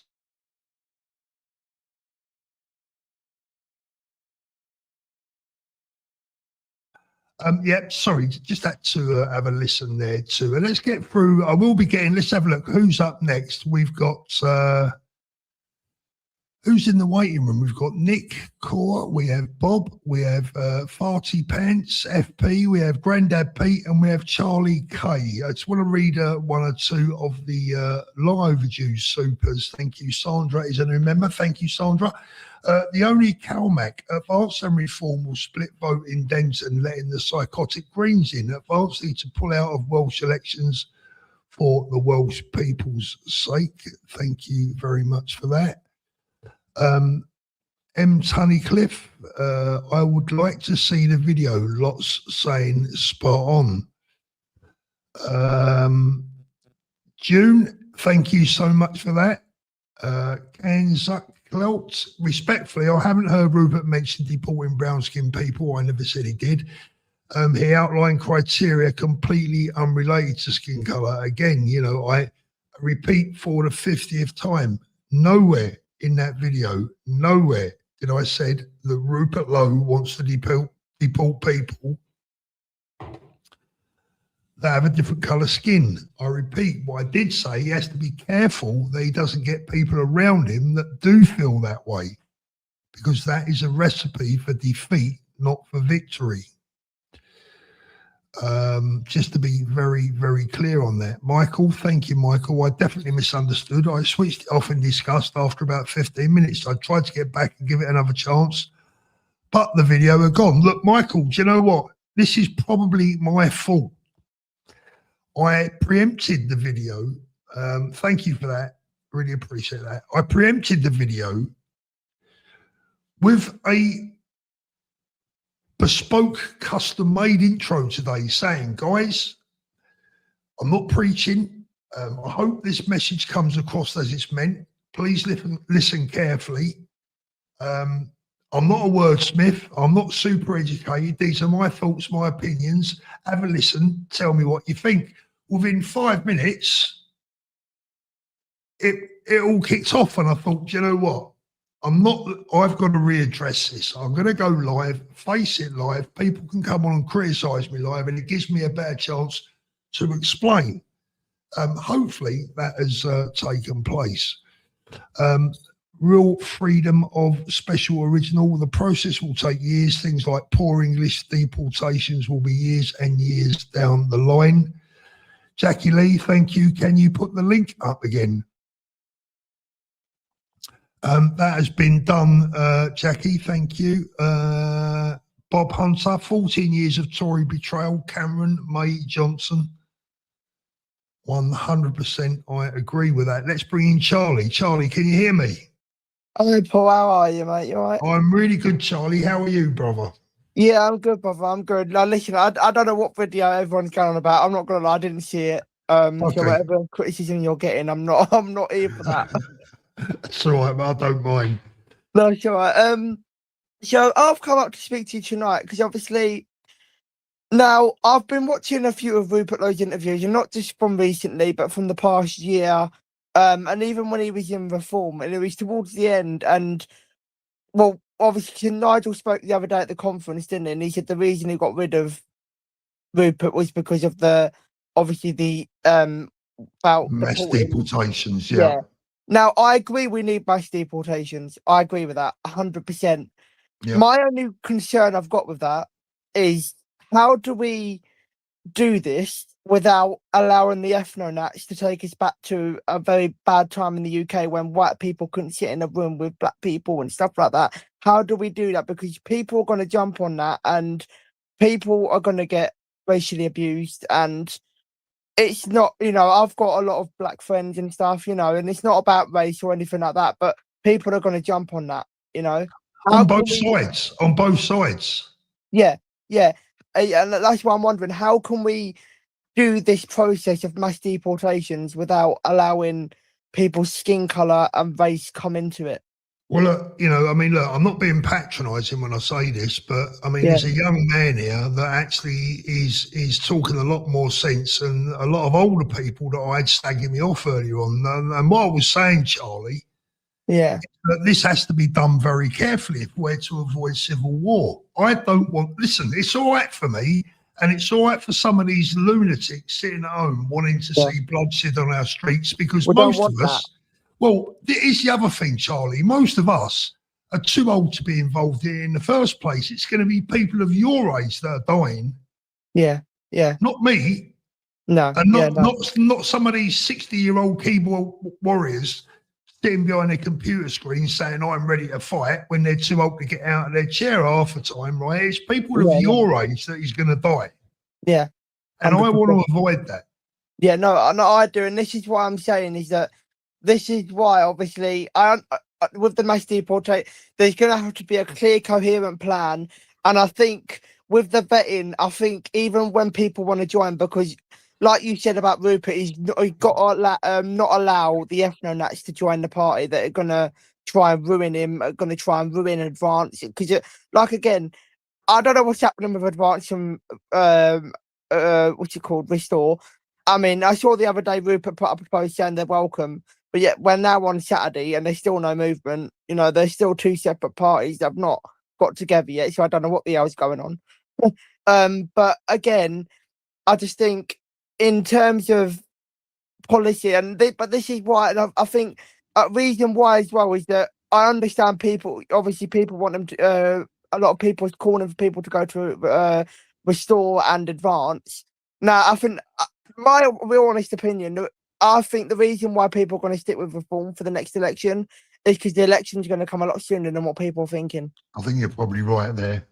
I think the next election, I don't think, I'll be very surprised if it's this year, but I think within the next 18 months, I think there's going to be a general election. I mean, even tonight, the Chagos Islands, the people being kicked off the. I mean, Nigel Farage, like, I know a lot of people don't like Nigel Farage, but you know, he's actually out there. Tonight, I don't know if you've seen it, but GB News has revealed that the UK government's actually blocked Nigel Farage to go to the Chagos Islands and help them. The UK government have blocked his access. They've stopped his boat. So they can stop his boat from going there, but they can't stop these illegal invaders coming to our country, illegally raping and murdering our children. It's disgusting. It needs to be stopped because we're in trouble. Like you've got grandkids, Paul. You know, I've got younger members in my family. Yeah. You know, and I'm scared. I'm not going to lie. I'm scared because this is our last chance. And again, I'm calling for the right to unite. Even Reform members, I'm calling for Nigel Farage to get around the table with Rupert and Ben and sort your differences out. Yes, stuff's happened in the past. You know, there's a lot of egos and stuff going on, but we need to unite the right. Stop splitting the vote and allowing these maniac Greens to get in because we're going to be finished. 10 years' time, who knows where we're going to be?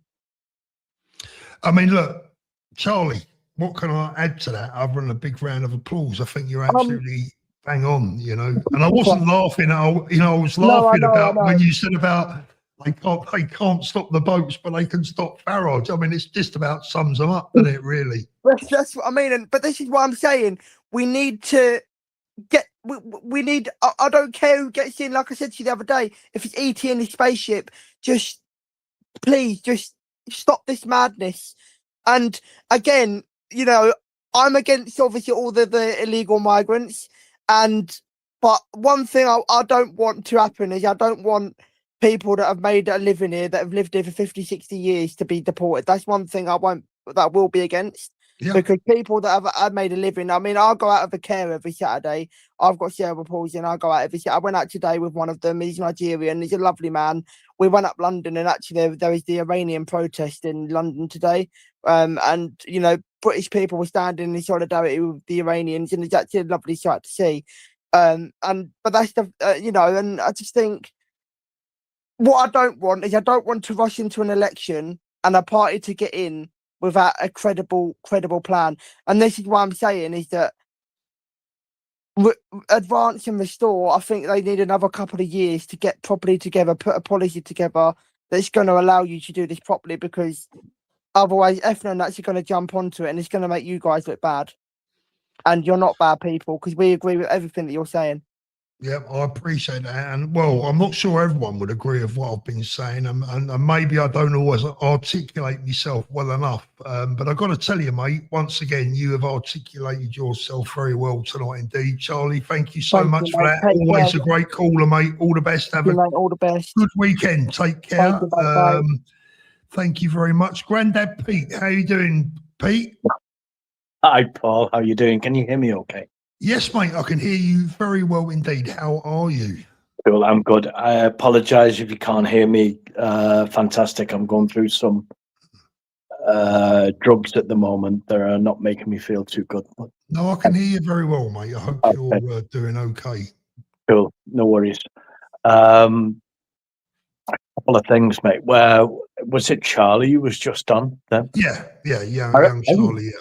I was starting to go crazy over some of the things he said, and then after about 5 minutes, I'm like applauding him. So that was good. That was good. But my main point for coming on today is that I'm struggling to understand why we have the likes of Talk TV, GB News, and obviously there's all the mainstream media, which will go left side. We all tend to push towards Talk TV and GB News for the right side. But why haven't we got something, for us in advance? Why don't we have something in advance that says, "Hey, here we've got a channel here, we've got a news channel, and we push Ben Habib, and we don't."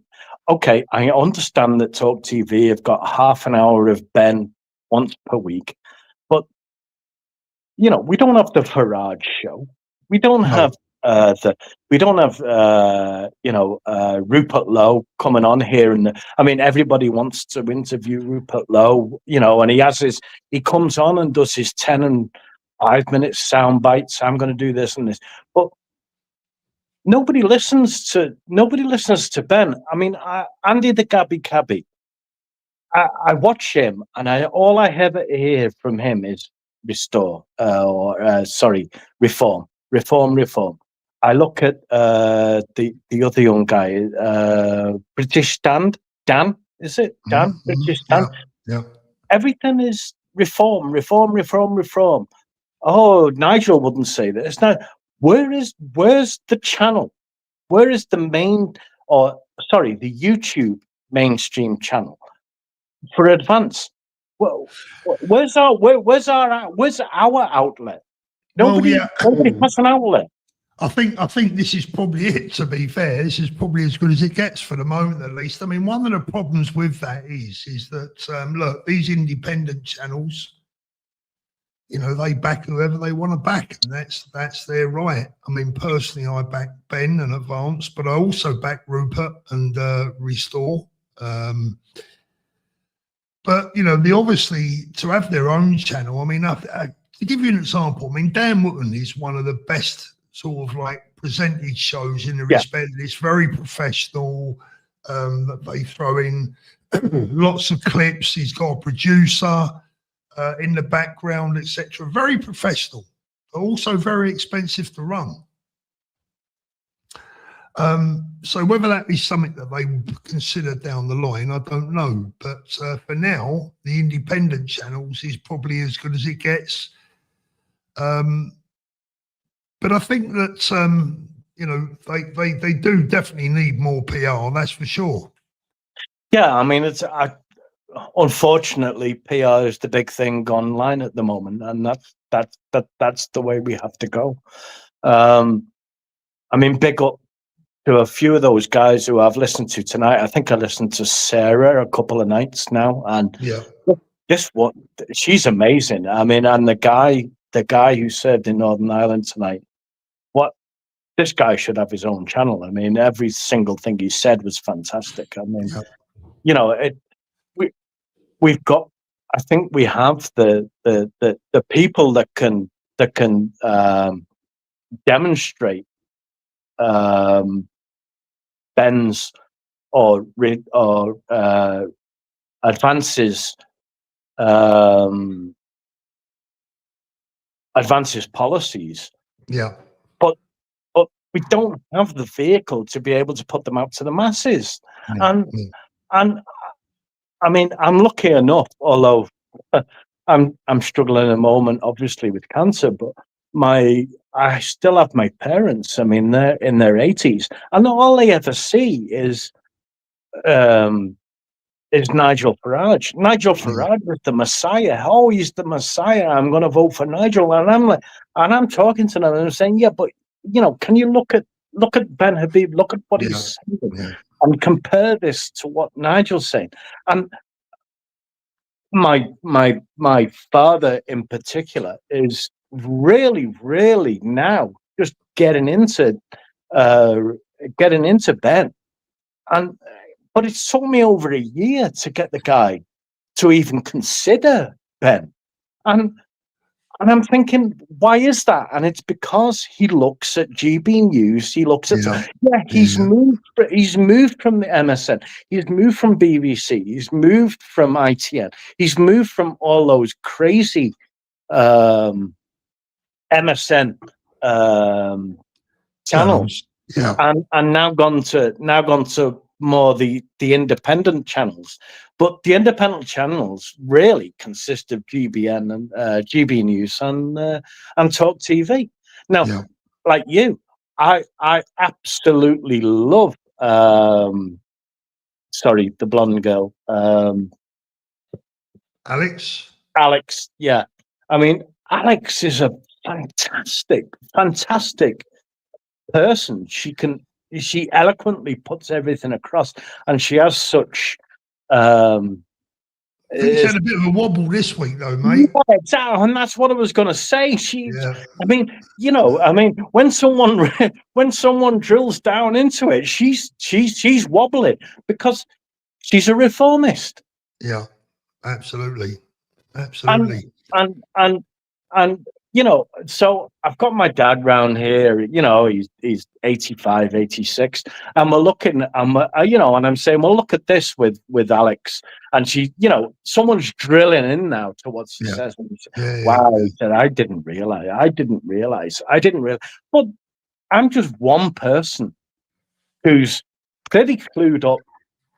And as you said, we're preaching to the converted. And it's difficult. We can't. How do we expand? We have to expand further into the masses. That is the job. That is the job of everyone that watches these channels. Pete, thank you. Look, I'm going to move on, Pete, because I've still got people waiting. Look, I hope things pick up for you, mate. And thank you, brother. All the best, yeah. Take care. Have a good weekend. Take care, mate. Let's have a little look. Let's see, is Bob around? Because Bob's been in the green room for about an hour. But I'm still here, Paul. Hello, Paul. Hey, Bob, how you doing? At last, we've got you. I can see your empty front room there, but I can't see you. How you doing? What's on your mind, Bob? Paul, we all know there's a problem. There's definitely a problem in the country, Bob. Paul, we know there's a problem in the country. Everyone knows that. Yeah. Everyone knows that. Of course, everyone around the world knows that. Now, the problem is, what is the problem, Paul? Well, where do you start? Where do you want to start? Bankers, elites, governments versus the people. That's a problem. Remember, the bankers were bailed out in 2008, Paul. Yeah. The bankers got a fucking free card. There you go. We'll bail you out. There's tons and tons of money, and now we're gonna suffer high prices and inflation, high energy, high food prices. I think the government says inflation is only about 5%, but Paul, that's a lie. It's like double, triple, quadruple. Paul, I'm a very simple man. And if you say anything wrong in this country now, you'll get jailed like Lucy Conway.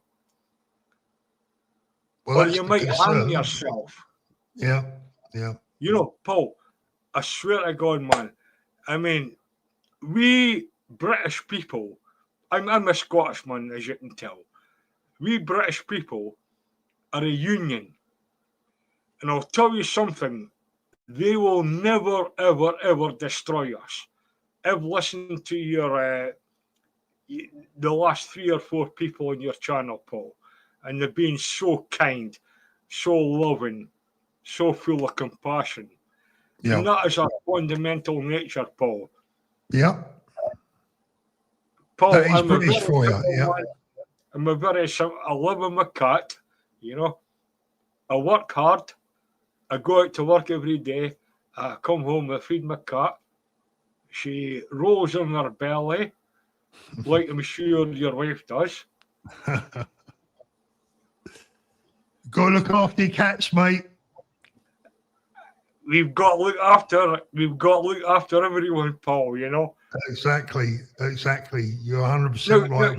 We do. but Paul, it's a terrible shame that you've got to go abroad to escape this fucking Starmer, Nazi, Stalinist, George Orwell, you know, dystopian society.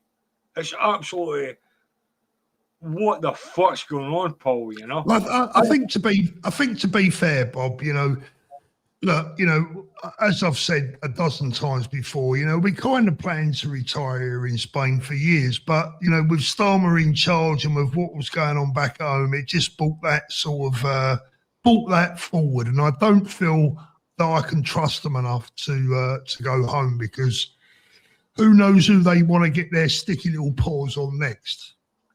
Well, Paul, you know, absolutely, especially every time you come into the country, they're going to fucking drag you into a cell and intimidate you and stick their big fat fucking velvet glove down your throat, mate, you know?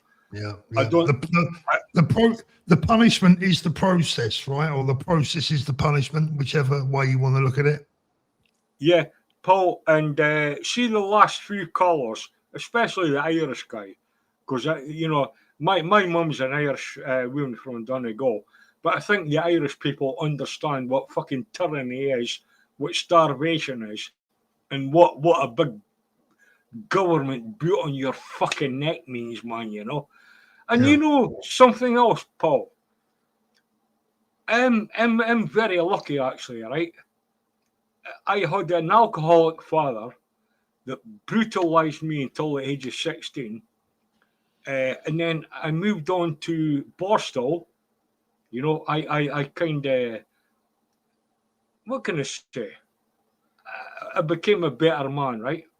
Yeah. I spent many years in jail. One was Scrubs, Pentonville, fucking you name it, right? 1987 was the last time I went to jail. I had a beautiful spiritual experience, Paul. It made me the best fucking human being on the planet, my friend.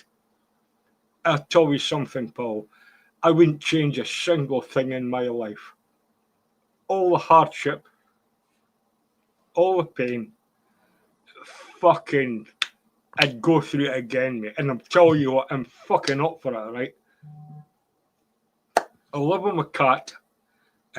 I'm full of love, kindness, and compassion. And I feel that about all my... I lived in London, by the way, Paul, for 25 years, you know. A bus driver.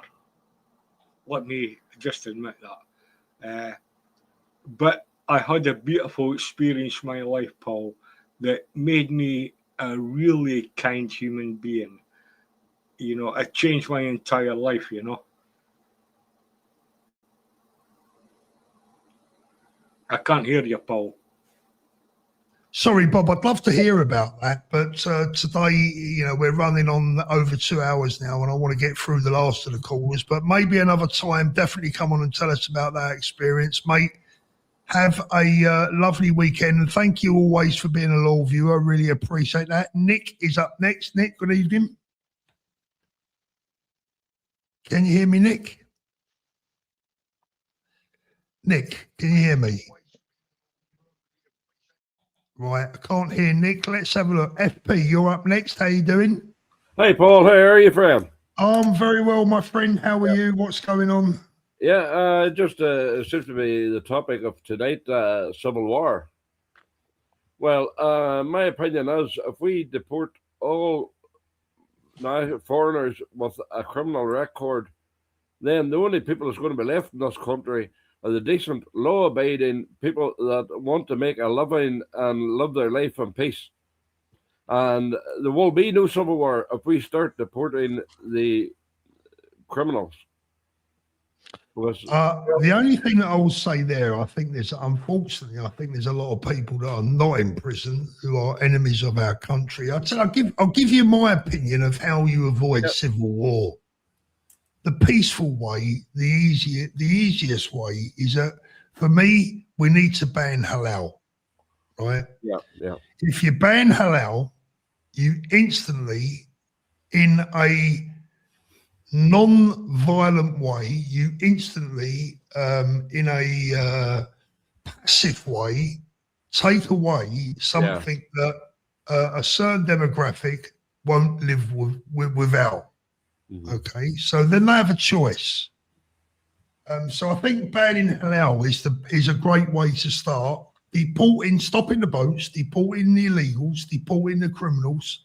Agree with all of those things, but I think, we need to start reducing the number of people in the country that would and could potentially kick off. The fewer of them that there are, the less the problem would be. Yeah. And just briefly, in Dublin, they were bringing on a thing that where foreigners were able to join the military and get fast-tracked citizenship. And if that happens in Britain, it's going to be a disaster. Yeah, I agree with that. That shouldn't happen. Because Joanna Lumley fought long and hard for years and years and years to get our good the Gurkhas, their citizenship. And look how long that took, and it'll be a real kick in the teeth, Paul, if foreigners get to join the army and get fast-track citizenship. Yeah, it's a joke. I mean, I stand by our Gurkhas 100%. I don't know about yourself. Oh, I love them. They're actually one of the fiercest regiments about. Yep, you don't mess about with the Gurkhas, that's for sure. Definitely not. But Paul, I'll go here because you have still a few callers. Okay, all the best, mate. Thank you very much for coming in. Really appreciate it. Let me try Nick again. Nick, and then it's Graham up next. Nick, can you hear me? I can this time, Paul. I couldn't hear you for some reason last time. I know you've been waiting there for a long time. How are you doing? What's on your mind? I'm not so bad, Paul. How's yourself? You took a few hours today. Oh, yeah, it took a few. I'll take a few hours every day. Sometimes they're worse than arrows, but there you go. What's on your mind? You've got tough skin. I just want to say, I watched your video earlier on, and actually, the way I took it, you were being a critical friend, if you like, to Rupert. The advice you gave him was spot on. Yeah, and you echoed a lot of the concerns I had. One of the problems I think we've got with this whole, is it ethno-nationalism, is it not? It's clarity. People need to actually say what they mean and mean what they say. Exactly. I've still not had a response. Quite a few I've noticed have been talking about the ancestral inheritance of the country, of these lands. What do they mean by that? You need to clarify. Are you going back so many generations? Are they going to do DNA profiles? Unless you clarify what you mean, how on earth do any of us know if we agree or not? I think in essence, most people listening to your show agree that British people should have priority within the UK. But we really do need to clarify again what we mean by British. Yeah.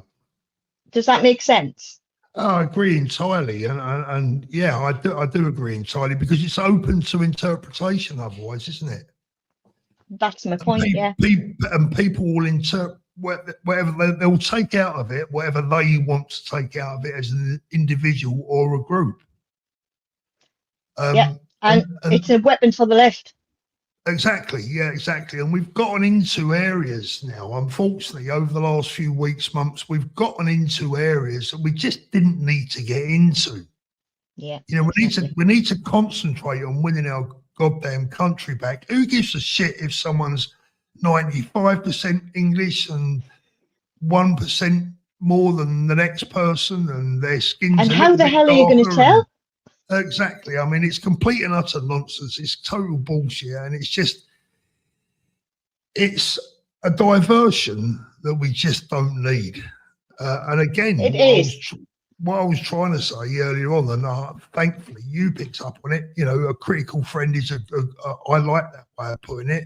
You know, my advice to Rupert would be, look, I want to see you succeed, but just be careful who tries to muscle in and could ultimately be the downfall of all of us. See, this is the thing where this is probably the only thing that's really disappointed me with Rupert, other than the fact that he didn't give Ben a heads up and all of that. Rupert has impressed all of us because he's called a spade a spade. He's spoken more frankly, more clearly than any other politician ever has, and it's been needed. So why isn't he being very clear about what he does and doesn't support in amongst that particular fringe that we know are around him, but we don't know because they won't clarify to what extent? Does that make sense? Nick, it makes perfect sense to me. Unfortunately, there will be people out there that would attack me and you for offering that message, and I've seen that today. You've probably seen somebody like you said I've about been attacked somebody online arrows. for it. Yeah, I've had it as well, you know. You're going to get attacked. I mean, Nick, I've had people in the last couple of weeks, I've had people calling me a traitor and a lefty. I mean, really? Really? I laughed. When I saw that, I actually laughed. You might have seen the comment on that same day. I'd been called woke and a traitor for pointing out the same issues. And it's just absolute insanity. It is. You know, I don't know who these people think is going to form their dream government, their fantasy government. Who's going to form it? How are they going to win a general election? I remember, I tell you what, Nick, I don't know how old you are, but I remember back in the 1970s. This is a very interesting story, actually. I remember back in the 1970s when the NF were really, really popular. They had grown a lot, and they were popular. And I remember being at a youth club. I would probably have been about 14 or 15. I was at a youth club, and the youth leader said, "We'll talk a little bit about politics tonight," he said. And he said, how many of you in this classroom, how many of you in the hall today think that the National Front will win the next general election? And about a third of the lads put their arm up, right? And he said to them, "So let me tell you something, guys." He said, "Whether you believe in what they say or whether you don't, I promise you they won't win one seat." Yeah. And he was right. Yeah. He was right. And, listen, Paul, even if everybody on our side of politics even agreed with, you know, let's say we agreed that there was an ethno-nationalist issue. If everybody on our side of politics agreed, we still would have to win over the middle ground politically in this country, and enough people won't vote anyway, and then we'd only put off those people who will. Yeah. There's no point speaking to anything that could be extreme or upset for too many people. Yeah, exactly. If you can't win, it doesn't count. Exactly, 100%. You're dead right. And this is where, like I said in the video earlier on, that you have to give Nigel Farage some credit. I mean, he plays that game very well. He knows that game very well indeed. Yeah. And that is why he's trying to appeal to people from all different backgrounds, from all different parties, etc. He's a very clever man. But it is what it is. He understands that, but he does understand it. He does understand it. You won't win any general election in this country with an extremist party, whether it's on the left or the right. Nope. I mean, I say that we've got an extreme left in government now, but they didn't reveal themselves fully, did they? Yeah, they didn't. They didn't win. The Tories threw it. The Tories threw it. Exactly. You're right, Nick. You're right. Nick, great call. Thank you so much for coming Right, on. I just wanted to let you know you weren't going mad, Paul. Some of us actually did get exactly where you were coming from. Thank you very much. Keep I up the really good work. appreciate it, Nick. Cheers. All Take right, care. Have start a off. great weekend. Bye. Bye-bye. You as well. Graham is up next. Graham, good evening. Hey, Paul, can you hear me okay? I can hear you well, my friend. What's on your mind, Graham? I just wanted to say, I think Kara's been saying it a lot in the chat as well, but beginning of the stream, you mentioned that you haven't seen Restore's policy on kind of mass deportations. If you do go on Rupert Lowe's or Restore Britain's Facebook, you can download the link there. It's 100 pages of actual the content. And I'll it does certainly go have a look at through, that. split into two kind of key parts, the legal obstacles and then the practical logistics. And then it goes through involuntary and voluntary mass deportations. So I just wanted to clarify that. And then I That'd guess, be good for sorry. me, yeah. Yeah, go on, carry on. And I guess just moving on from what you were just saying then, obviously about Nigel Farage, you probably haven't seen because you've been busy on the stream tonight. But on Bet365, which I'm sure you know, these gambling platforms, they're not going to put odds up if it's not going to go their way. And Rupert Lowe is now 10-1, which is the same as Nigel Farage as the next Prime Minister. So that's not who's going to win the election, that's just the next Prime Minister. And then, of course, you've got, I think it's 3 or 4 Labour MPs that are ahead of both Nigel and Rupert. But yeah, I think that's kind of important to say. And interesting point. Yeah, go on, carry on. I was just going to say, and Ben Habib, obviously I absolutely love Ben, but he's 125-1. Yeah. So I think that's also just gauging the interest of what the polls are saying and maybe what the people are feeling out there as well. And then my last kind of point to that is I've seen it in the chat again, and I think Cara has also mentioned it, she's been busy, about Facebook. And it is important to look at the different followings. So when you do look at Rupert Lowe's following, he's just under 1 million. I think Nigel Farage is over 1 million followers, and Ben Habib's only at 50,000. And that difference of 890, 900,000 is a lot. Yes, yeah. And then same on X. I think Rupert's got just over 200,000 more followers. So when people do say, I don't know if Restore can win the election, the bookies have got him, the fifth in the country of being the next Prime Minister.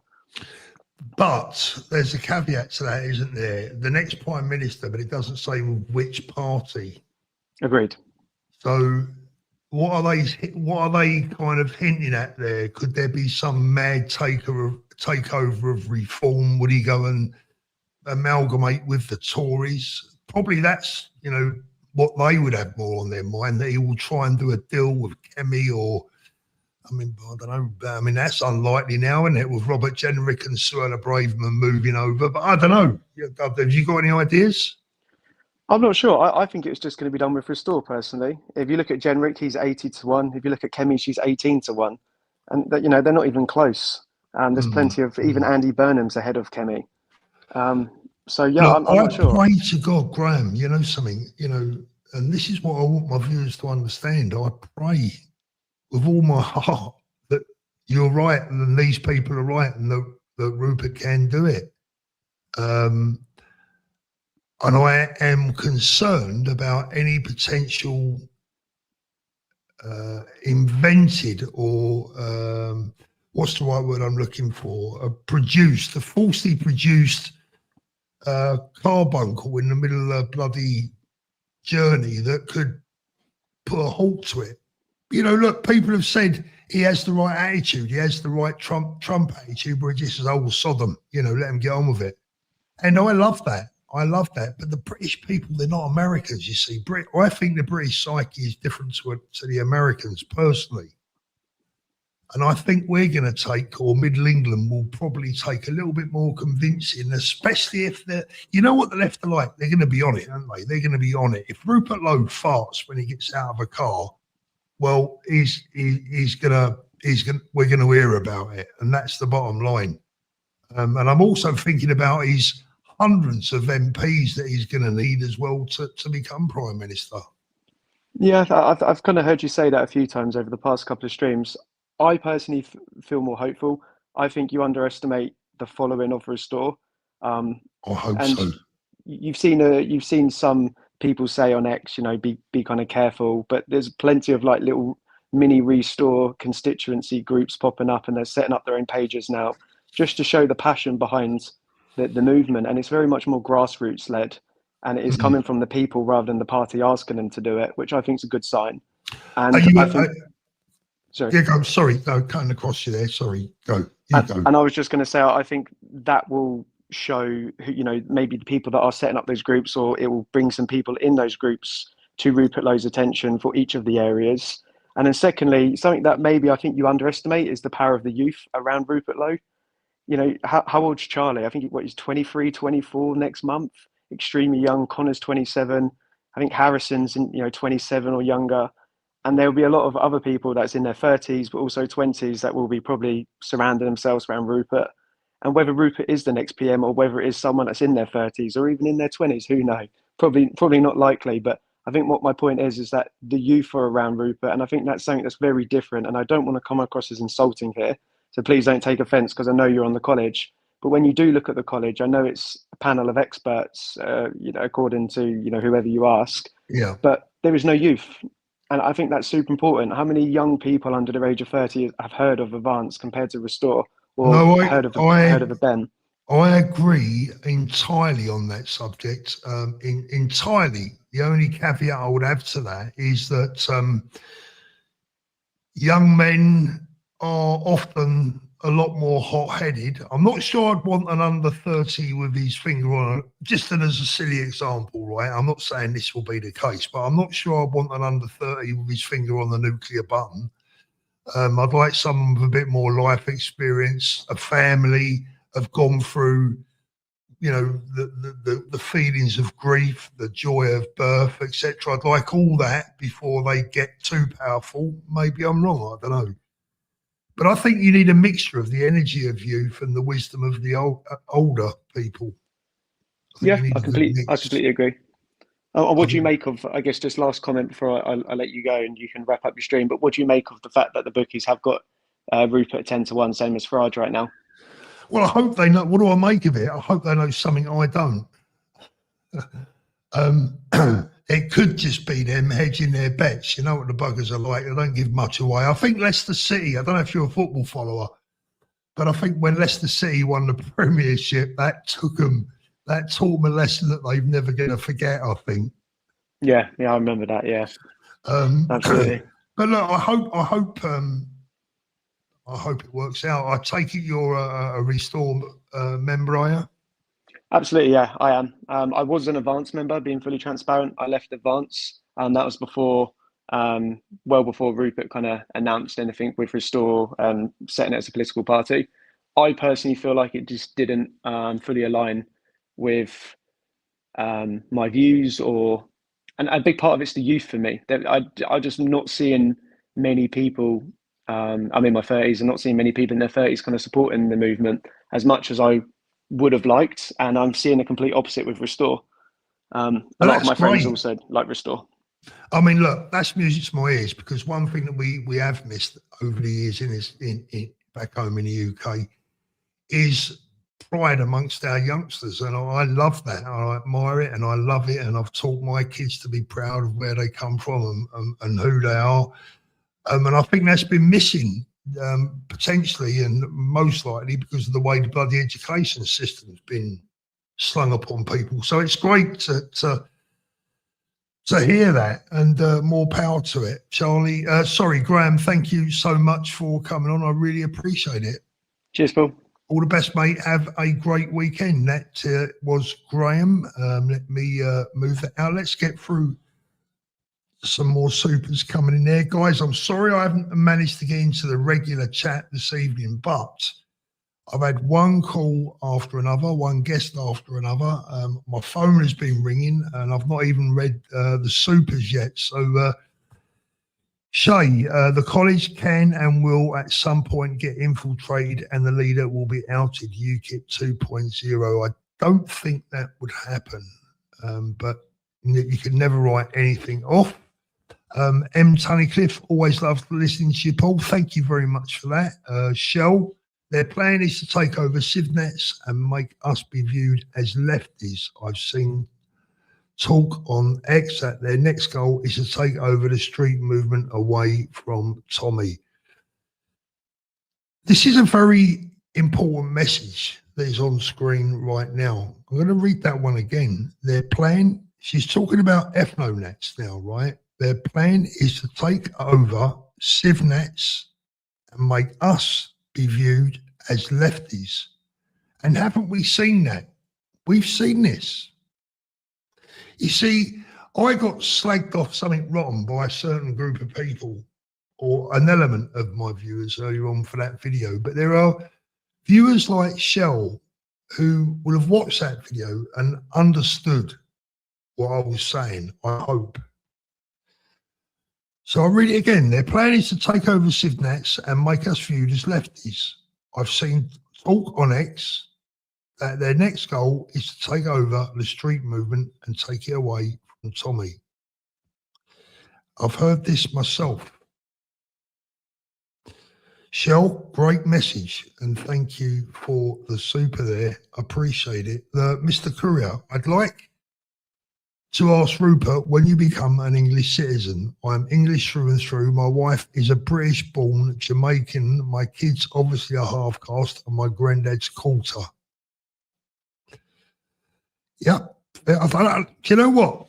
To be fair, I don't think it's Ben you've got to ask. Sorry, I don't think it's Rupert that you need to ask that. And I want to make this very clear, because the trouble is, when you do a live like this, when you make any videos, people that want to criticize you will take anything you say and they'll twist it to whatever they want to twist it into. So I think the question here is not, shouldn't be aimed at Rupert, because I think Rupert will be very clear on it. I think some of the people around him may not be so clear. That was my concern. I'm not saying it's right. I'm saying it's my concern. Charlie, thank you. You've had that and you was on. Thank you. The Triggered Christian, Islamic Dilemma, Quran confirms the Bible. Sheila, Paul, can you find out if this caller has a channel, please? Sorry, Sheila, I missed that one.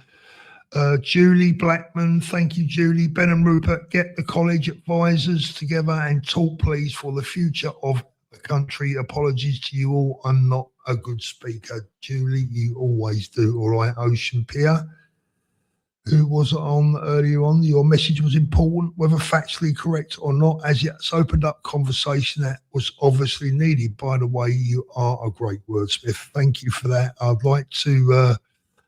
I wish you could go back to my high school days and tell my English teacher that. He always said I was a thicko. Best Black, good to see you in the chat there. Best, thank you so much. You can only please some of the people some of the time, not all of the people all the time. Trolls are green, by the way. Lil Nits. Yeah, Best, I think you're probably right there. Charlie has become a new member. Cheers, Charlie. Last super for the day. Meg, hi Meg. Too many red flags with Reform, and Alex is a Nigel fangirl. She is indeed. Give Restore a chance to get organised, and hopefully down the line, a merger will advance. I hope so. I really do. Right, guys, I'm going to end this tonight with an appeal to you, my audience. And this is really important to me, because what will happen now is that other channels will use the fact that I chose to remove a video as a weapon to try and knock me and put words into my mouth and say things that I didn't say.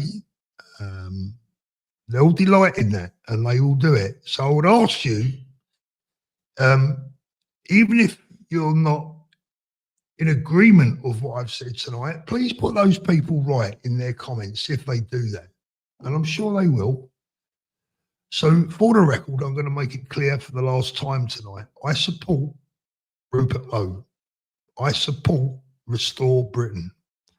I would love to see Rupert Lowe as our next Prime Minister. I would give my right arm for that to happen. I also support Ben Habib and I support Advance UK. And my loyalty remains with Ben as an individual, but I would be more than happy for Rupert to become our next Prime Minister.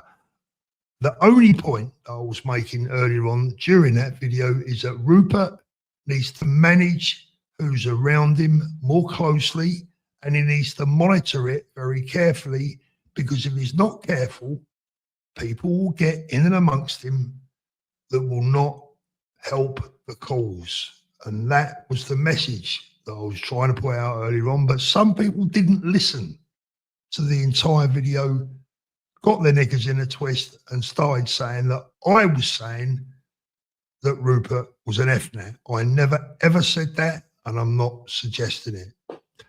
Right, guys, that is it for this evening. Thank you so much for joining me. I really appreciate it. Have a lovely weekend. Where are we? We've been on for 2 hours, 35 minutes. Wow. Hit the upvote button for me, please, everyone. And have a great weekend. Let me turn off the comments now. Sorry I never got to get into the regular chat tonight, guys, but it's been so busy. And I am now cream crackered. It's dinner time. All the best, everyone. Have a great weekend.